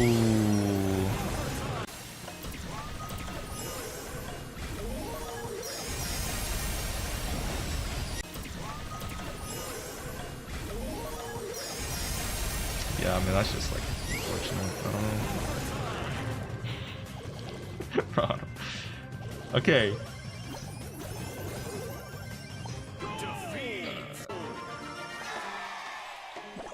You're playing Chuck on sneaky fields.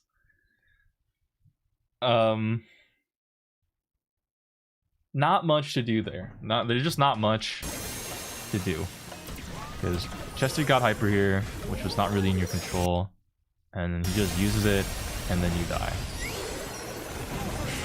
It's like, yeah. Like, you did your best. But Chuck first pick is a little too counterable, man. Like, there's a couple things, like, you could have saved this goal. I'm gonna be honest with you. Where is it? This goal was savable. You fucked up. Right here. You did a nice play of, like, taking the ball away from the Buster. You have the ball here. I think you didn't realize, maybe, because you kick it at the Rosa. I assume you're trying to... I don't know how you don't really... You have a ball. Like, the trajectory here is this way. Like, you should have shot it down here into the corner, and then that would have been a save. Because then you could have killed... You killed the Rosa. Then they'd have to walk further. Actually, that might have still been a goal. If it was over here... Now, that might have still... It's close. Draco had super... It's close, but it might have still been a goal. I don't know. It's a little tough to say. Either way, though, it's just like... You know. In this situation, it's not so much that you make a mistake. It's more that you need to make a play. Right? Like, when you go in unorthodox picks like this, you can't just... It's not enough to just play adequately. You also have to play, like, way better and skill diff them. I don't play Chuck enough, especially on this map, to tell you how you could have played, like, made, like, cool plays. So all I can tell you is that, like, your Chuck pick just made this really hard. I mean, first pick, it just made it really hard, bro. So yeah, that's kind of... Those are my thoughts, bro. Sorry.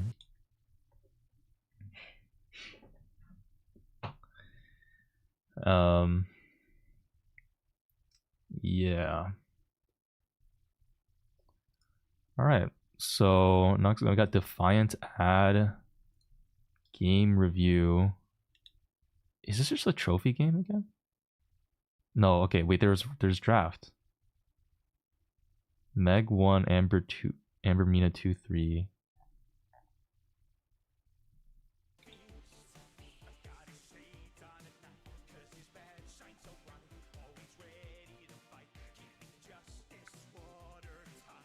Okay, Ruffs Hank 4, 5, Core to 6.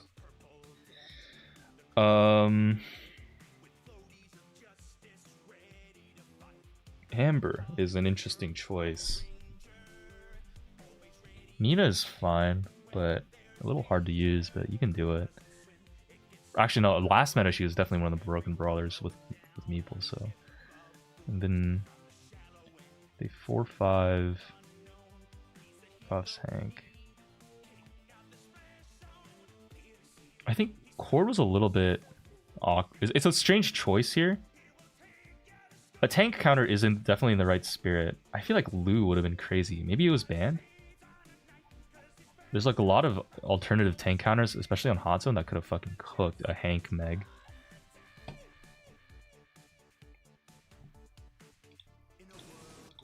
I don't know. Let's take a look at the gameplay. What are we actually reviewing right now? Where does Defiant Ad? I don't know what... Oh, the bands were Otis, Pam, Squeak. I don't know other three. I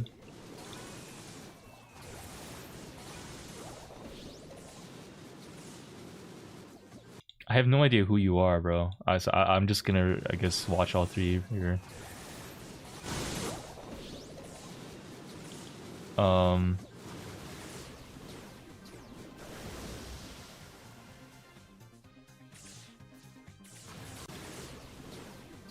Just go Crow and win. Your Crow would be pretty good. I mean, you guys are doing pretty good right now. Blue team has kind of got it. With Amber, I don't know if who's playing what. With Amber, she can low-key put an oil puddle down and then automatically charge her next super by standing in it. She can have two oil puddles down at the same time. So if she puts one down, that kind of already locks the lane down. Like, it just makes it hard for them to push it instead of immediately burning it to get the damage. Burning it is fine, but it would have been just better control to funnel people in so she can pierce people better. The two teammates here that died. Let's see. What the fuck? Wait, what? Core jumps in? What? Okay.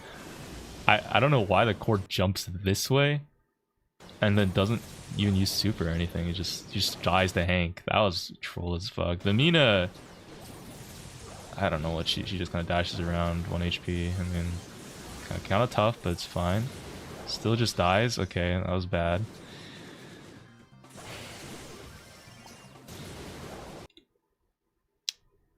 Why is my audio muted right now? Okay. The Mina, I think... Why is my audio bugged? That's so weird. The Mina here, like, you probably should have committed to get the kill on the Ruffs at least. Or, like... here, like, focusing the Hank is fine, but then... I don't know, you kind of just die and dash away from the Hank with your third kick. A little bit of a waste. There's like some crazy tech you can do with Mina, like stand still so you don't dash away from your target. As you, like, if you stand still here and then just kick, you can like walk up to him and get the hit. I don't know if you would have lived. You still probably died, but like you would have gotten an extra hit off there at least. Cord gets a nice kill on the Ross, but he trades. Oh, this Mina gameplay is a little painful to watch. Oh, guys, Mina gameplay is a little bad. The Mina's pretty bad. Nice Amber hyper fire there. That hits all three. That's insane. Oh my god, this Mina's... Okay, guys, this Mina's like pretty bad. Amber gets a nice kill. Or hyper super. That should be a...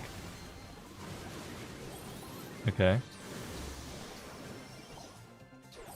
What is this? Okay, if the Mina hit the kick there, she low-key killed the Ruffs. Oh my god, what is this Mina? Dude. Alright. Okay,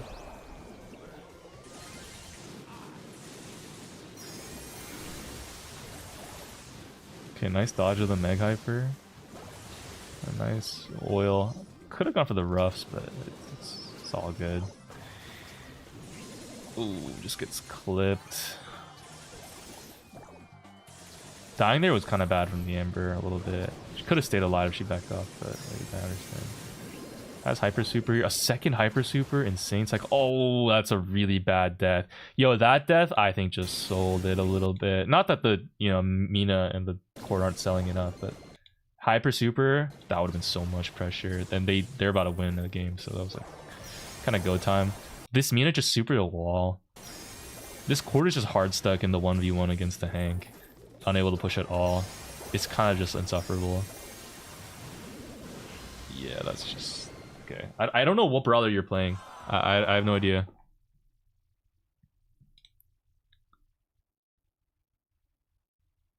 I don't know. I don't know what brawler you're playing, but yeah, the core pick was definitely questionable. But regardless, I think this was a close game. It's low-key winnable here. If you live Amber Hyper, I think you're the Amber Hyper here. That would have been clean, dude. That would have been clean. Would have been winnable at least. Round 2 and 3, I don't know, bro. This game was tough no matter what. The Mina was pretty bad.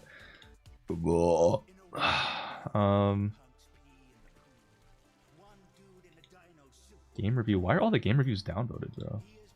It says 0 upvotes. Doesn't it default upvoted from the poster? What is going on? Wait, they're the Mina? You think they're the Mina?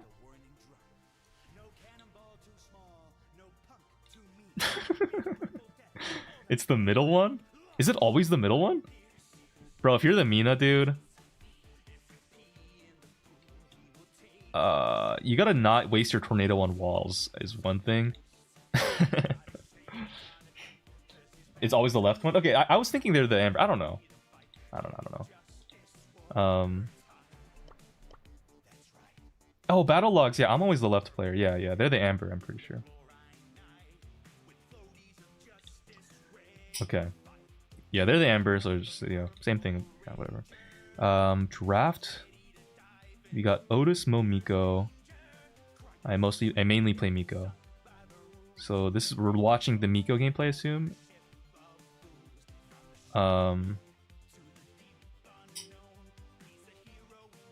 Okay. No audio. That's fine.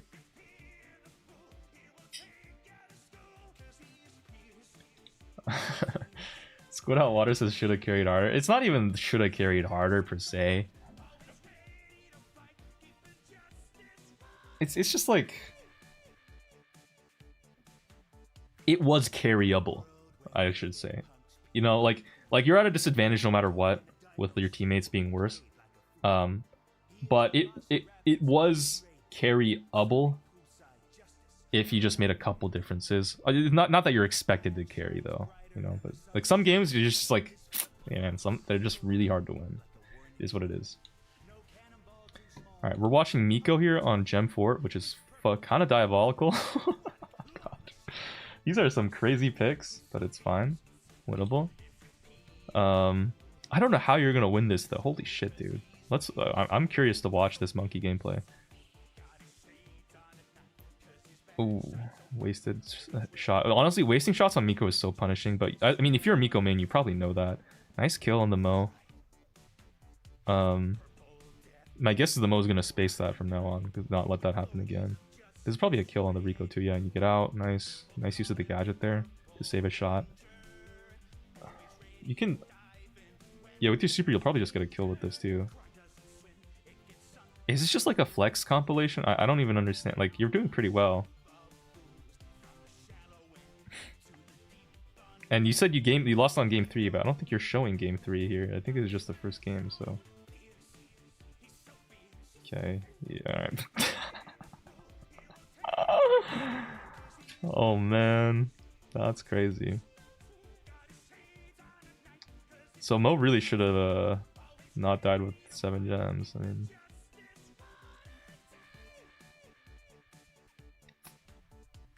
think.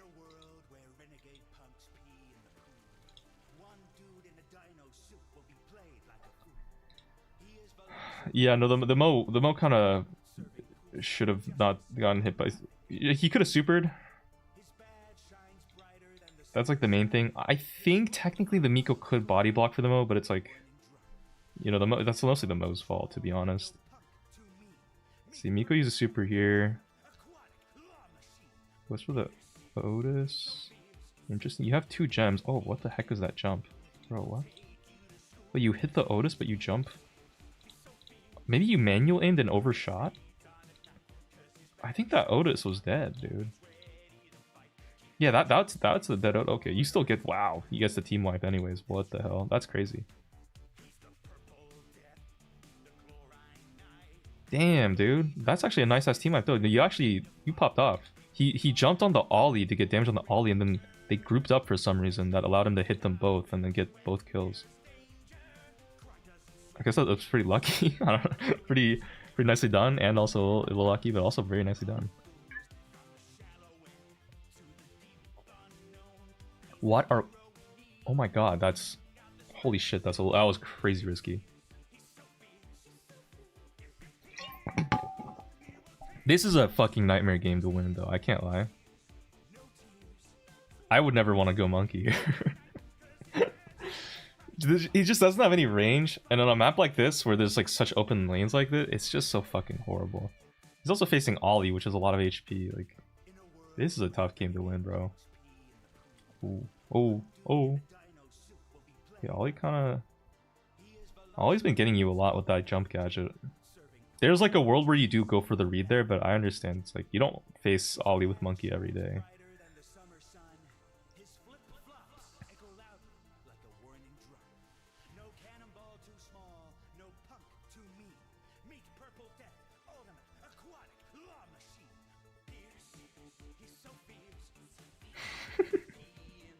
Yo, low-key, you were always losing that. I think, you know, kind of an ego check is like, okay, can you hit the super? He does. That's... yeah.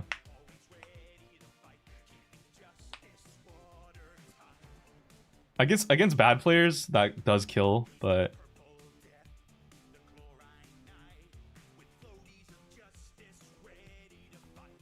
I mean, I don't know. It's kind of hard for me to, like, make a judgment. I don't play Miko in this context ever. He farms super. I think that's fine. You still up at the gem lead. Gets the trade over there on the Rico. Miko has super. Goes in. Nice, okay. Just a little space taken. Gem taken. Not so bad. Oh, he's dead. Yikes. Oh, yeah. Oh. Solo super. Oh. Oh, the Mo just fucking trolled. Oh my god, the Mo is so fucking troll. Dude, its Mo is so troll. What? That's so sad. Brother. No, that's actually chopped as fuck. Also, how does a cord super ollie and then hide? Low-key, the cord is at fault here too. Like, Mo sees 2 gems in the middle for free and he has super. He's gonna go for it, and then the ollie just spawns in because the core didn't space, like, push the ollie back at all. This is a fucking shit-ass game, bro. You also have Monkey, who just... Okay, dying here is, like, a little bit... unfortunate. It's like, yeah, it's just bad. It's just bad.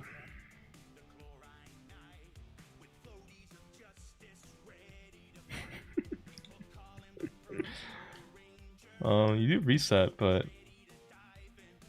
you have hyper super. If the Mo can get a nice reset, okay, double reset, you have time to get back up. They're resetting again and again. Haven't died yet? Wait, your teammates are kind of doing nice. Okay, the Mo died, but that's a kill on the Rico. Oh no. Yikes. Oh no.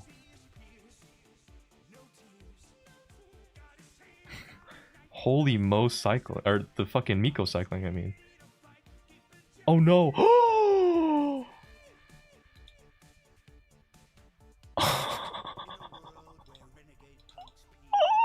Miss super, and then the cord takes him to the realm. He gets the kill, but oh my god. Yeah, missing that super is tough, man. That's really tough. It's actually really, really bad.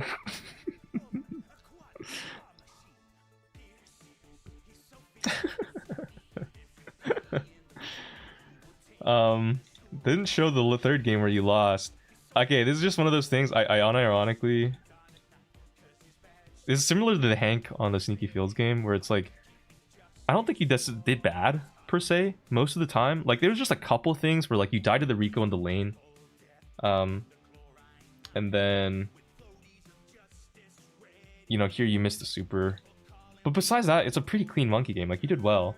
But because you're playing an unorthodox brawler here, you just have to try harder than other players to win, you know? It's like you're working uphill. You're just kind of starting behind in the race. And you have to work extra hard to make up that gap. So it's not so much that you've made many misplays, like egregious misplays that much. It's more just like you have to make outplays to win. Like that first game you won. Where you team wipe them at the end and stole the gems out. Like this was a robbery. You have to do this every time to win this shit. Like this is just hard. You know, the Mo also fucking trolled, and your teammates did troll, but like, you know, it's just like when you don't have a traditional like lane to kind of take space. It's just kind of like this is just how it is.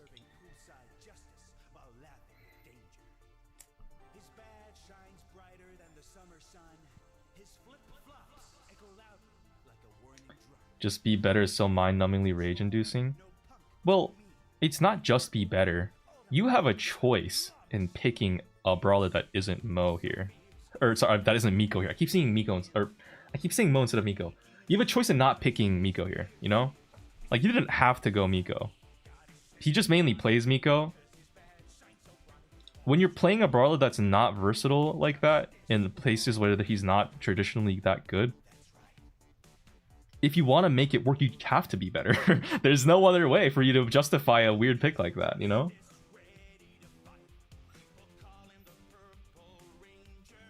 Yeah, this guy's a Miko, man. If you don't want to have to be, like, just be better to win, you have to go better brawlers. That's just, you know? I don't know.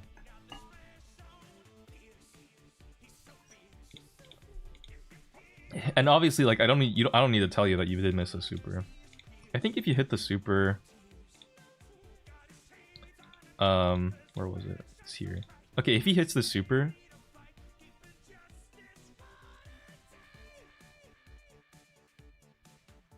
oh, that's so bad.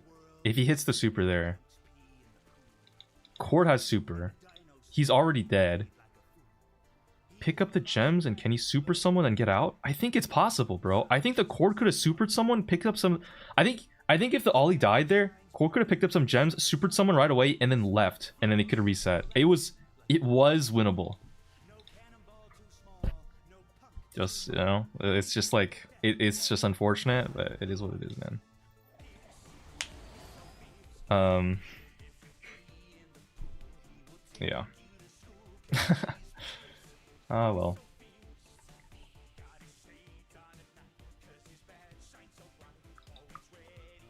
Let's see.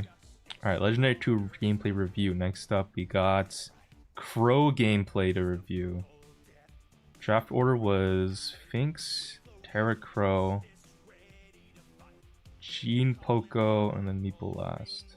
What map is this? Is this double swoosh? It is. Okay. Poco. Poco? I don't know if Meeple was necessarily the pick here. Because we have like what, Crow mid, Terra lane, or honestly these are interchangeable. Both could be lanes or mids. But either way. Oh wait, sorry, I just gotta. Actually, no. I mean the meeple mid into the Finks is fine. I don't know. No, that I think that's fine. If they both go lane, then it makes sense. But I would assume that one of these two is going mid, but whatever, we'll see. The Poco, I think, is to counter the Crow poison. That is super weird. It's just like, in a situation like this, I would have felt like it would have been nice instead of the Meeple, instead of going Meeple, to go like... I don't know what the bans are. You could go like a Lily or something, though. Like, you could just like go something, some kind of assassin, especially on double swoosh gem grab. That shit would be free.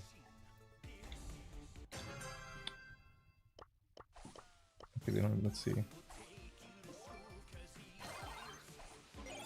The Crow pick is fine though, to be honest. That makes sense. Okay, we have Crow mid. Oh no, sorry. Wait, I'm fucking blind. Okay, we have Crow lane. The skins, man. I can't tell. Okay. Don't worry about it. So we have Crow lane, taking the tough lane into the Gene.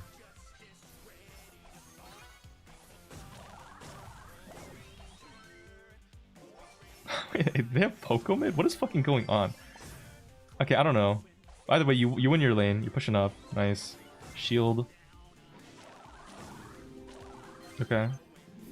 Wonder how close he is to super here. Running away from the Poco with shield. I feel like if Crow hugs Poco and gets super, he can jump and kill Poco, but... I guess he wasn't that close to it. That... Okay.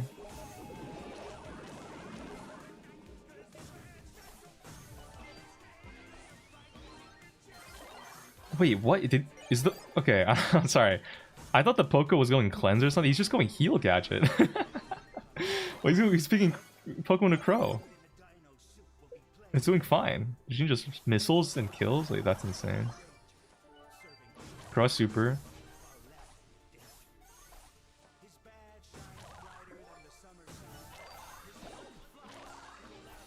Okay, I don't know what was going on there. Maybe a little joystick issues.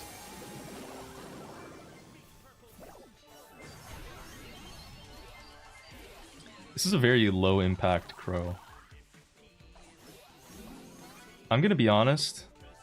I think Crow is kind of best played as someone who plays a little bit more confidently and takes a lot more space and wiggles. You're kind of just not doing a lot, but like it's not that you're doing bad, but Crow is kind of a playmaking brawler, like you know, with the movement speed and stuff. I mean, it's just fine. Kind of a whatever hyper. Oh my god, what is going on? Wait, what? Okay, with the hyper, I think you maybe could have.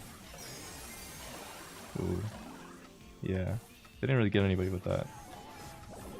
And he just ties. Ooh. Oh god. No. No. Oh my gosh. Wait, the gems are in the back. Where's the Terra going?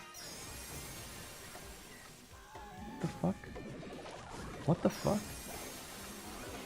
Are you actually... Are you insane?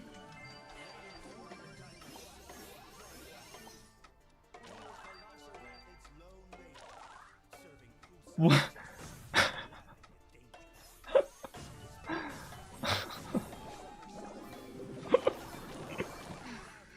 Okay. So, ignoring the elephant in the room.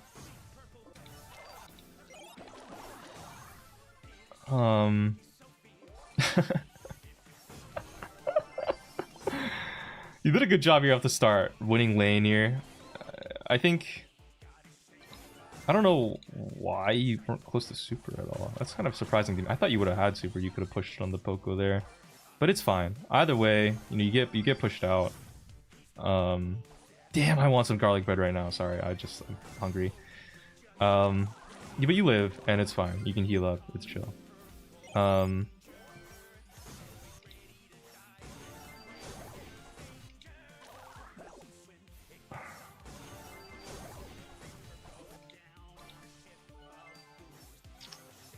Yeah, I think it looks like you're not using speed gear. That, I think, would have been really nice to have. He's using shield gear and what, like mythic? I don't even know. Honestly, dude, with Crow on a bushy map, speed gear, in my opinion, is kind of a necessity. It's just so nice to have speed gear because it lets you wiggle so much more and you can make so many plays.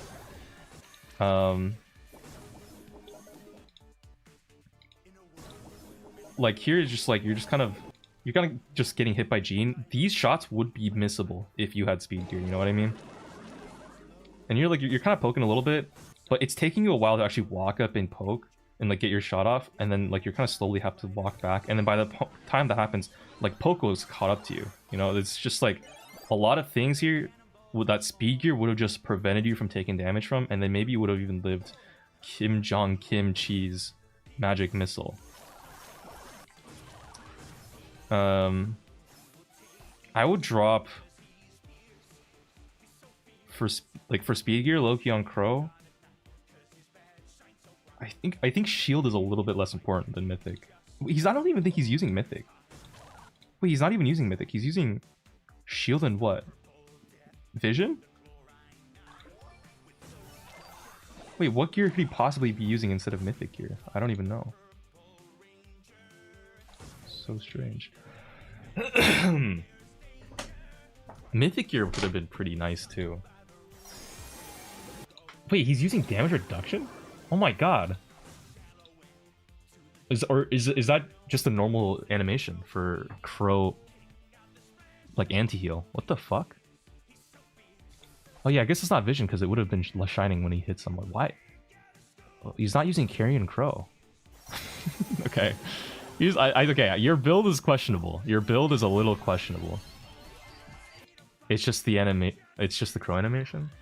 Okay, if you're using Carrion Crow, it's probably fine. But,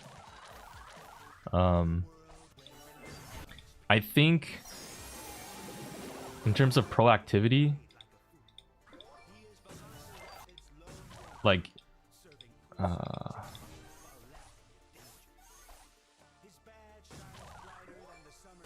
I don't even know what happened there. That's a little unfortunate. This looks like a missed, you know, just a little tough happenings. You know, I would push up here, man. Oh, he's like kind of poking. But if you take the grass, you can sneak, and then the Jean doesn't know where you are, right? Then he has to waste shots to try to scan for you. It's such a better position to be in than back here where you're not doing anything. If you had speed gear too, you know, being in the grass would have been super valuable. And then instead, the Jean is able to heal and just fully reset and take this whole zone back, which lets the Finks sneak up here too comfortably because no one's in this grass. You're not actually exerting any pressure on the map, and then you actually die for that, which is like terrible. And then, you know, you have hypercharge here, but instead of like getting a kill with it and neutering the enemy team's repush, you go for some kind of middle jump, which doesn't get anybody. Oh god. And then you not only die here to Jean, but then the Finks plus Poco here combined, like I think they actually. No, the Finks kills you. Oh my god, dude, the Finks from before that you didn't kill with the hyper comes back and kills you. Oh man. And the Terra, okay, and then, you know, Terra just controls. But after that, it's just like, you know, at this point, it's kind of like, what do you even do? So, basically just be more aggressive and take more space? Kind of, yeah. Like, with Crow, you have to be a little... It's actually a very hard brawler to play with Crow, because a lot of it is spacing, positioning, it's like tough calls that you have to be able to make. The build is a little bit strange, I think. Not having speed gear or mythic gear, both, is surprising.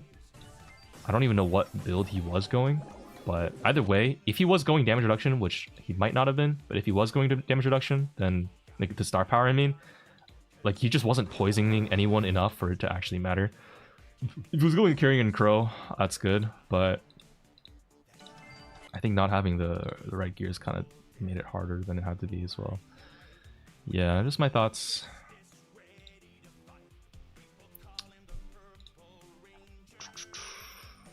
Oh well. I think we have time for maybe 1 or 2 more. There's a lot. Holy shit, guys. I'm behind. Oh my fucking god, I'm so behind. I'm sorry.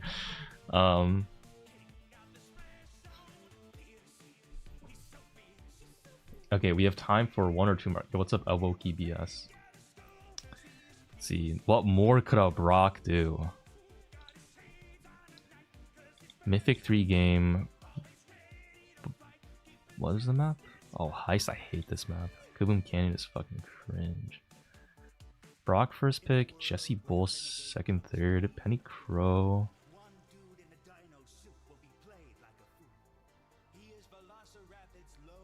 Okay. And then they go Otis last. Okay. I think it's mythic, so it's probably not like a big deal to have small draft differences. I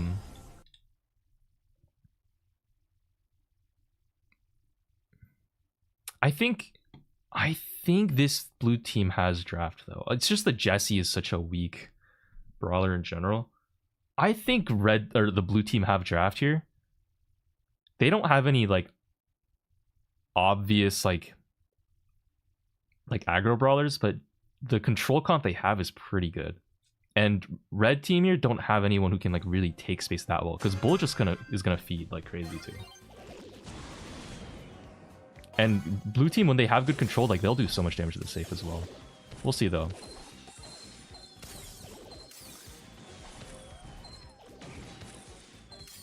Okay, nice kill. Those rockets look really fast for some reason. Is that just me? Guys, those rockets look really fast.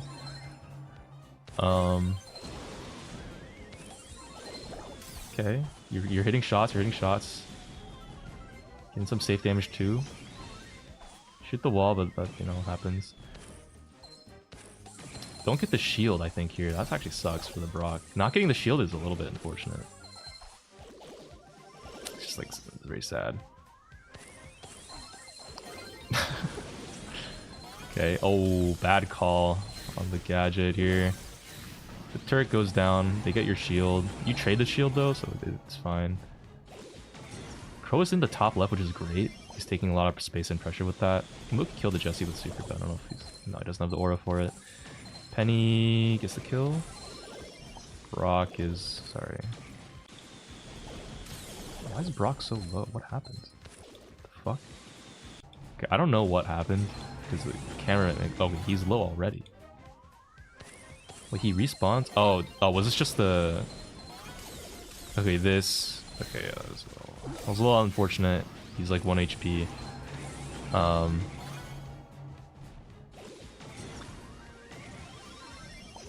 Yeah, it keeps the bull low. It's fine.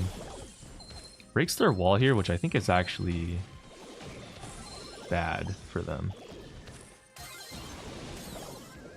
Doesn't quite hit the Otis with the rocket either. Yeah, I think if you left this wall there, it would have forced the bull to use super to try to traverse the map. Instead, he can save it to get on the safe now, which kind of sucks. Or either way, the bull would have been forced to walk up one of the 2 lanes, which would have been easier to kill him through. You're down a shield right now.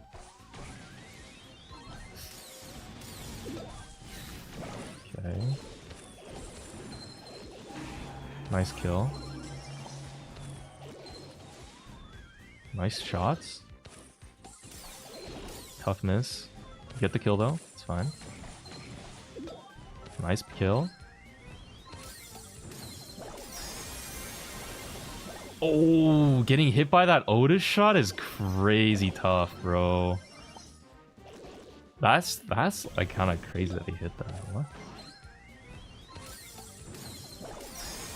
I think it's a little bit risky. In my opinion, as Brock, a little risky to try to take this top right spot. This is the second time you're doing it with super. It's understandable that like you want to try to get damage from like some area over here, but you are kind of guaranteed to die if you take this top right spot every time. Like it is one of those things where like if they pinch you, like they can pinch you and they will, and it's very easy to pinch you because it's only 3 blocks. If you backed off instead, You wouldn't have gotten as much damage, obviously, because your super doesn't reach that far, but you could have at least held the middle, which maybe would have prevented the Otis from muting your Crow, who had hypercharge, and also taking out the penny turret.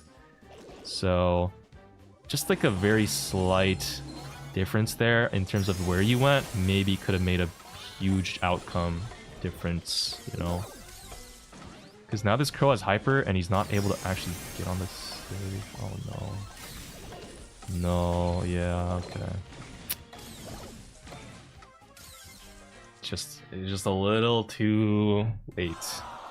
They had the shield advantage.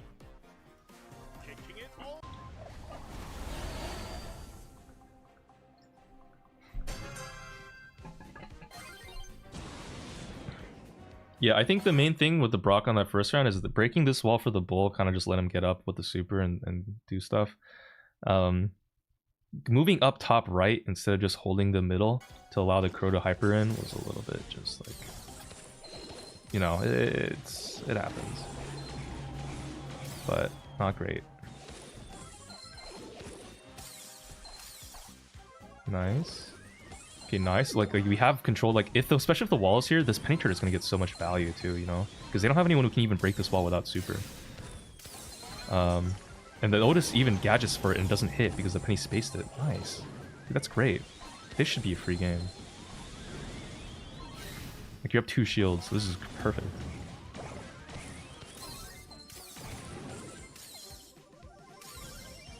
Cross hyper here. That's another shield you can just take. Okay. Didn't hyper, but I think he still gets the shield anyways because of the penny turret. It's interesting. Now the Crow can definitely finish it out if he gets another super.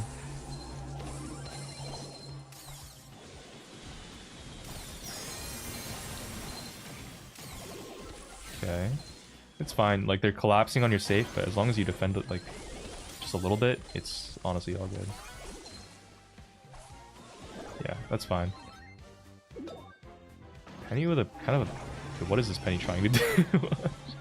They're just trying to barrel the bull, but that was just like not gonna kill even if you barrel him perfectly there. That's just very awkward. I don't know why the Penny tried. She thinks she could do that. You guys are kind of getting shit on right now. Otis is hitting these mutes like crazy. Like, this Otis has not missed a mute, guys. This is actually crazy. He's not up close range like auto aiming, and he's manual aiming these fucking mutes. This should be a finishing out the safe though. Yeah, like it's impossible to not finish this right here. Nice job. My love is battlefield.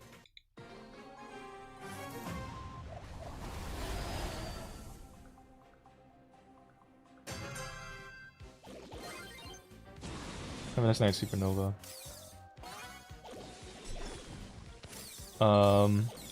Dude, the Brock supers on safe have both been aimed badly. You gotta aim them directly to the left, right, or right below the safe for most damage, not on the corner like you did twice in the first game.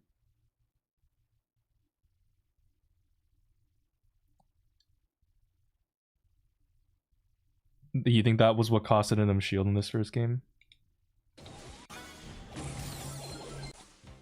Where is it? I think it was right here. 78. Oh, you know, I didn't even notice. He he only hit like a few rockets with that super. You're kind of right. I think though it's a matter of range. Why is it lagging? Oh, God, bro.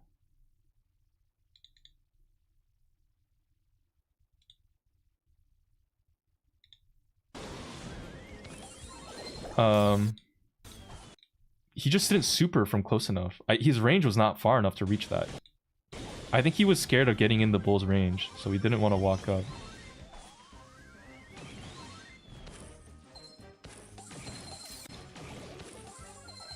I mean, the shield still goes down eventually, though. Like, the Crow takes it out, I think.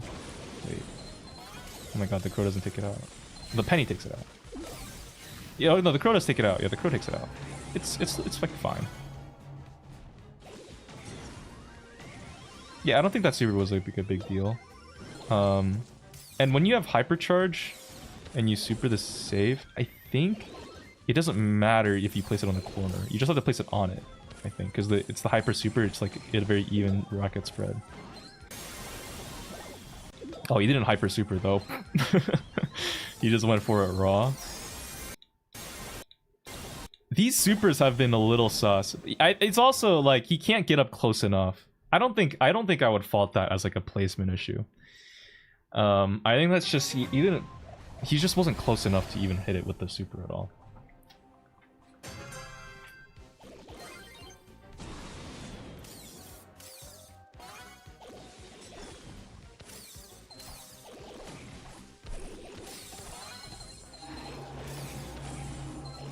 Okay, nice pinch on the bull.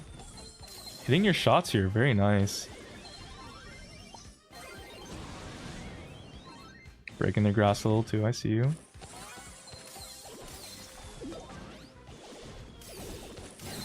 Okay.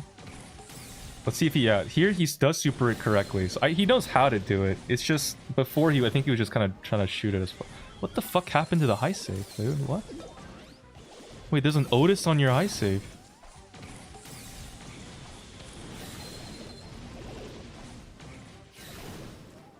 What? Okay. It's even. The game is still even. Pinch the Otis. Nice. Nice shots. Super the save here. Oh, he's using rocket number 4. I think there's more rockets that come from a Brock super than that. I'm not really a rocket number 4 fan. I understand, but I just...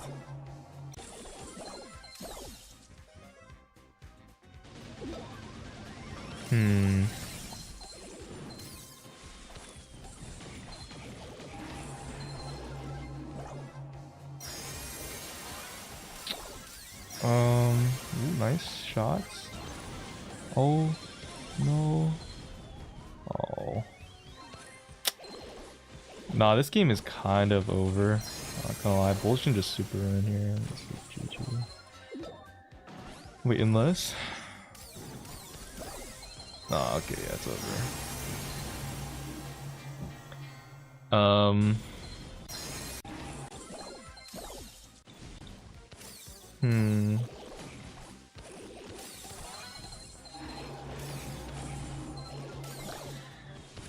This game, your team, like the Brock teammates kind of just fell apart here. I don't know. The Penny not killing the Otis here unironically cost them like 2 shields of damage. It's actually criminal. Like the Penny not getting the kill there is really bad. Really, really, really, really bad. Like they get the shield and stuff, but the Otis from before is still alive and he's still popping the save. And it forces the Brock, who was in an aggro position, to run back to try to defend instead of getting more save damage. Honestly, I think as the Brock, it's a better call to just get the damage. Like you probably do more damage. Maybe not. Wait, does Brock do more damage per ammo to the high save? What is it? 2,300 plus 2 ticks of fire damage? It's only 3,000. Maybe Otis does more. Damn. That just sucks, man. I don't know. Maybe if you get your super, you would have done more damage, but you don't have more rockets, so your super is kind of a little weak, too. To be honest.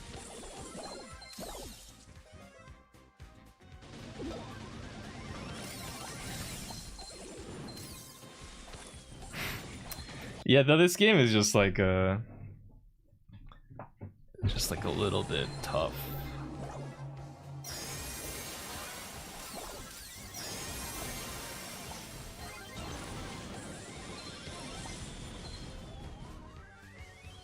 I think you tried your best in this one. The first 2 rounds, no, the first round is more, I think, where there was like a little room for you to do a little better. This one is just like kind of just like teammates just didn't do what they needed to do. But Heist is like that. It is what it is, man. Sorry.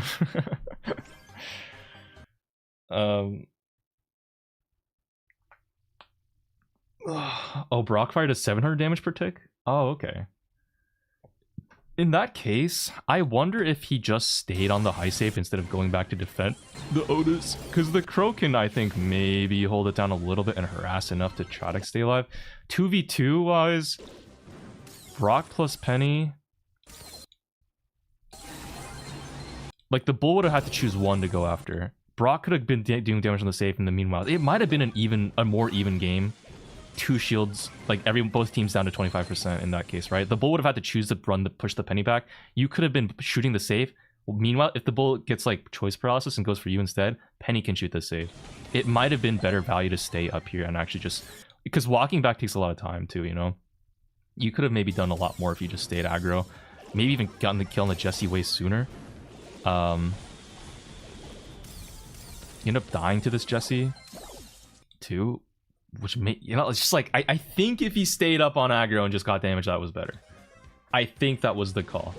Third game, first game, I don't exactly remember at this point, but I think it was just like little things like yeah, not taking the control instead of running up to the top right, which he didn't do again actually, which I think is good. But also he he then didn't quite go aggro and then went back on defense instead, which is kind of bad. So, yeah, just like a couple of things in the first and the last game could have been different. I think with that, guys, we've hit the 4-hour mark on the stream. I really thought that I would have enough time to play ranked today, but it's also 3:30 a.m. for me, and I probably should go to bed soon. And I still need to like take some time to do some other stuff actually before I sleep, so I might be just fucking cooked. So yeah, Epstein Island, yo, I add a sub to the account I just subbed. Did you? Why did I not get an alert? That's really weird.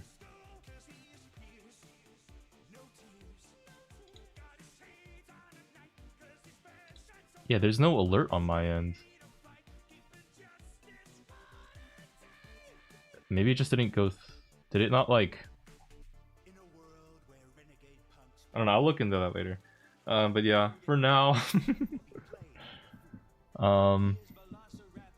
Twitch is delayed like that sometimes? Weird. For now, I think I kind of have to go to bed. We weren't able to go through as many game reviews as I wanted to because Ask Bedlam took like a lot more time than I thought. But, you know, I'm sure we'll get through the rest of this at some point. Besides that, thanks so much for coming out to the stream, guys. I need to go to bed and some of this stuff. If there's anything else, let me know.